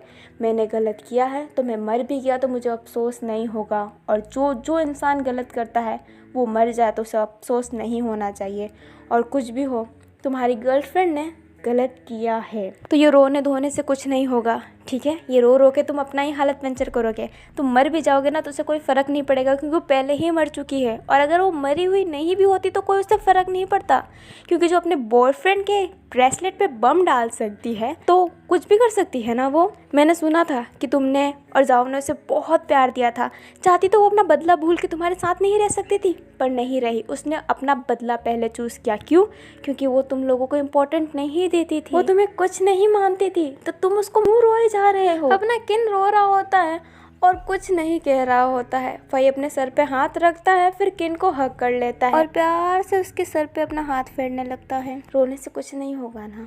एक इंसान की वजह से तुम सारे इंसान को हर्ट करके जाना चाहते हो। वैन है, जाओ है, कितने लोग हैं तुम्हारे पीछे, कितना मानते हैं तुम्हें, और तुम ऐसी हरकत कर रहे हो। पता है ना सुसाइड करना गुनाह है और तुम एक गुनाह करने जा रहे हो। पर किन अभी भी रो रहा होता है और कुछ नहीं कह रहा होता है, इसलिए फई उसको गोद में उठा के टेंट के अंदर ले जाता है। और जब अपना फई किन को गोद में उठा के टेंट के अंदर ले जा रहा होता है ना, तो अपना ये भाई भी वो देख लेता है, और ये भाई एक स्माइल कर रहा होता है। ये भाई अपने जेब में हाथ डालता है और कहता है फई किन के लिए अच्छा है, किन को एक अच्छा पार्टनर मिला है, ये सुन के मुझे अच्छा लग रहा है। और ये कहते ही ये भाई अपने टेंट में वापस चला जाता है और अपना फई किन को सुला देता है और उसके सर पे हाथ फेर रहा होता है और अपना किन रोते रोते भी सो जाता है। फई मन में कहता है, आज तक मैंने ऐसा फील किसी के लिए नहीं किया। इसको गले लगाने पे एक अजीब सा एहसास हुआ। क्या इसी एहसास को प्यार कहते हैं क्या? अब हमें मॉर्निंग का सीन दिखाया जाता है जहाँ पे फई पहले से ही उठा हुआ होता है, क्योंकि फई को जल्दी उठने की आदत है और फई जल्दी उठता है तो दूसरों को भी उठा देता है। फई ने सबको उठा दिया होता है और सबको जॉगिंग करवा रहा होता है, बस किन को छोड़ के। किन अभी तक सो रहा होता है। जब किन उठता है तो देखता है कि टाइम 9 हो गई है और फई उसके पास नहीं है। किन सोचता है, फई ने मुझे नहीं उठाया, ये कैसे हो सकता है। अब फई जब टेंट से बाहर निकलता है तो देखता है कि फई ने सबकी हालत खराब कर दी होती है एक्सरसाइज करवाते करवाते। किन देखता है कि फई और ये भाई दोनों पुशअप करे जा रहे हैं और सब बोल रहे होते हैं कि रुक जाओ, इतने देर से करे जा रहे हो। फई बोलता है, नहीं, पहले ये रुकेगा तब मैं रुकूंगा। अपना ये भाई बोलता है, नहीं, पहले जब फई रुकेगा तब मैं रुकूंगा। अब दोनों में से कोई नहीं रुक रहा होता है और दोनों ही पुशअप लगा रहे होते हैं। फिर अचानक से दोनों ही एक साथ में गिर जाते हैं। अब गिरने के बाद भी फई बोलता है, ये भाई पहले गिरा, पर अपना ये भाई बोलता है, नहीं, फई पहले गिरा। अब वो दोनों ऐसे ही लड़ने लग जाते हैं तो सब बोलते हैं, इनको हम नहीं संभाल सकते, चलो हम अपना काम करते हैं। और ये कहते ही सब अपने अपने रास्ते चले जाते हैं। अपना किन जो दूर खड़ा वो ये देख रहा होता है, वो मुस्कुराने लग जाता है। अब हमें थोड़ी देर बाद का सीन दिखाया जाता है जहाँ पे सब लोग नहाने के लिए एक एक करके नदी में जा रहे होते हैं और सब नहा लिए होते हैं, बस 2 लोगों को छोड़ के, अपना वैन और अपना जाऊ। अभी बारी थी अपने जाओ की नहाने की। जब जाओ नहाने जा रहा होता है ना, तो वैन को भी अपने साथ खींच के ले जाता है। वैन बोलता है, अरे मास्टर साहब ये क्या कर रहे हो, मैं बाद में नहाऊंगा, पहले आप नहा लो। जाओ बोलता है, एक साथ में नहा लेंगे तो क्या टेंशन होगा। वैन बोलता है, हाँ, बहुत अजीब हो गए हैं। जाओ बोलता है, अरे यार हम तो पार्टनर है ना। वैन बोलता है, तो इसका मतलब क्या है, जाइए आप नहाइए, मैं बाद में नहाऊंगा। और ये कहते ही वैन जाने लगता है, पर जाओ वैन का हाथ पकड़ लेता है और उसे नदी में डाल देता है और खुद भी पानी के अंदर चला जाता है। अब वैन निकलने की कोशिश कर रहा होता है पर जाओ निकलने ही नहीं देता। अब वैन जाओ को देख के बोलता है, बदमाश हो गए हो आप। जाओ बोलता है, कब का। और ये कहते ही जाओ वैन को किस कर लेता है। अब हमें थोड़ी देर बाद का सीन दिखाया जाता है जहाँ पे सब अब घर जाने वाले रहते हैं। सारे के सारे बस में बैठ गए होते हैं और जैसे वो बैठते हैं वैसे ही बैठे थे। वैन जाओ के साथ, ये भाई प्रिंस के साथ, वुशी युवान के साथ, अपनी गुशजन काओवेन्नी के साथ और अपनी शाओ और लो एक साथ में और अपना किन और फई पीछे। फई किन से नजरें नहीं मिला रहा होता है पर किन फई से बात करते हुए कहता है, थैंक यू मुझे कल समझाने के लिए। सच बोलूँ तो मैं समझ गया बात को, अब मैं ऐसा कुछ करने की कोशिश नहीं करूँगा, मैं ये वादा करता हूँ। और ये कहते ही किन फई की तरफ अपना हाथ ले जाता है। फई किन के हाथ में देखता है और कहता है, क्या। किन बोलता है, अरे मैं वादा कर रहा हूँ। फई कहता है, तो क्या करूँ। किन कहता है, हाथ रखो इस पे, तभी हमारा वादा होगा। और फई हाथ रख लेता है और किन फई का हाथ पकड़ लेता है और एक स्माइल देता है और कहता है, मैं वादा करता हूँ मैं आज से कुछ ऐसा नहीं करूँगा, किसी को चोट नहीं पहुँचाऊँगा, वादा है मेरा। अब फई मुस्कुराता है और कहता है, अच्छी बात है। अपना फई तो चाहता था कि किन फई का हाथ कभी ना छोड़े, पर अपना किन फई का हाथ छोड़ देता है और फई से अपनी नज़रें हटा के बैठ जाता है। अब फिर थोड़ी देर बाद में अपनी बस चली जाती है और अब हम भी जाता है। आई होप आपको लास्ट पार्ट अच्छा लगा हो। मैं जानती हूँ कि मेरी ये पार्ट उतनी अच्छी नहीं है, पर क्या करूँ, ये मेरी फर्स्ट FF है। जैसा मैंने लिखा था फर्स्ट टाइम वैसे ही है, तो माफ़ कीजिएगा अगर आपको ये FF अच्छा ना लगा हो। और मैं जानती हूँ कि बहुत सारे लोग इसको FF नहीं सीरियल कहते होंगे, क्योंकि इसके एपिसोड ही इतने लंबे हैं और ड्रामे ही कुछ इंडियन ड्रामे जैसे हैं। पर क्या करूँ, इंडियन हूँ तो इंडियन ड्रामा फूट फूट के भरा हुआ है रग रग में। और हाँ गाइस, थैंक यू ऑल, और सबसे बड़ा थैंक यू उनका जो फर्स्ट से लेके एंड तक अभी तक मेरा FF देखते हैं। मतलब इसके एपिसोड इतने ज़्यादा है फिर भी आप देखते हैं, इतना सपोर्ट करते हैं, इतना प्यार करते हैं, उसके लिए तो हाँ मैं जान वारी दूँ। और हाँ, अब FF ख़त्म होने वाला है तो मैं बता देती हूँ अपने इस FF के नाम के बारे में। ये मजबूरत आपके प्यार का नाम, ये मैंने नहीं सोचा था। मैंने अपनी बहन को बोला था कि कुछ ऐसी ऐसी FF लिख रही हूँ मैं, मुझे एक नाम सजेस्ट करो, क्योंकि उस समय मैं बहुत कच्ची थी, मैं फर्स्ट था मेरा, मुझे पता नहीं था। तो मेरी बहन ने बताया था कि मजबूरत आपकी प्यार की, तो तूने मुझे बोला कि तेरे FF में सब कुछ ना किसी चीज़ की वजह से मजबूर है तो ये नाम रख दे। और मुझे ना सच बोलो तो उस समय ये नाम उतना अच्छा नहीं लगा था, पर मैंने फिर भी रख दिया था। पर अब मतलब ये नाम मुझे इतना अच्छा लगता है ना, मैं सोचती हूँ कि थैंक गॉड मैंने अपनी बहन से पूछ के ये नाम रखा। मतलब ये नाम मुझे बहुत अच्छा लगता है और मैंने बहुत से लोगों से पूछा भी है और सबको ये नाम अच्छा लगता है। और आप भी मुझे बताइएगा कमेंट करके कि आपको ये नाम कैसा लगा है और ये FF कैसी लगी है। और फाइनली बहुत अजीब लग रहा है इस एफएफ को छोड़ के, ऐसा लग रहा है कि घर छोड़ रही हूँ अपना। पता नहीं ओवर एक्टिंग कर रही होंगी मैं, पर सच्ची में मुझे अजीब लग रहा है कि ये एफएफ ख़त्म हो रहा है। पर क्या करें, और लंबा कर दूंगी तो इंडियन सीरियल हो जाएगा वही बड़े बड़े वाला, ये रिश्ता क्या कहलाता है उस जैसा बन जाएगा। इसलिए ये सफ़र इतना ही रहेगा, पर हम मिलेंगे कभी और अपने नए सफ़र के साथ। जैसे मेरा game of power, van wolf, world of honour, dark magic, sugar daddy, बहुत कुछ आने वाला है। तो मेरे चैनल को सब्सक्राइब कर दीजिएगा ताकि आप ना सारे तरीके के एफएफ देख सके, क्योंकि मेरी फ्रेंड ने कहा था कि आपको ना सब तरीके का एफएफ शेयर करना चाहिए। तो मैं पूरी कोशिश करूँगी, हार्ड टास्क लेना मुझे अच्छा लगता है, इसलिए मैं हर तरीके का एफएफ शेयर करूँगी। तो मेरे चैनल को सब्सक्राइब कर दीजिए और ये पार्ट को लाइक कर दीजिए और एक कमेंट भी ज़रूर कीजिएगा। Bye bye, see you, love you, take care.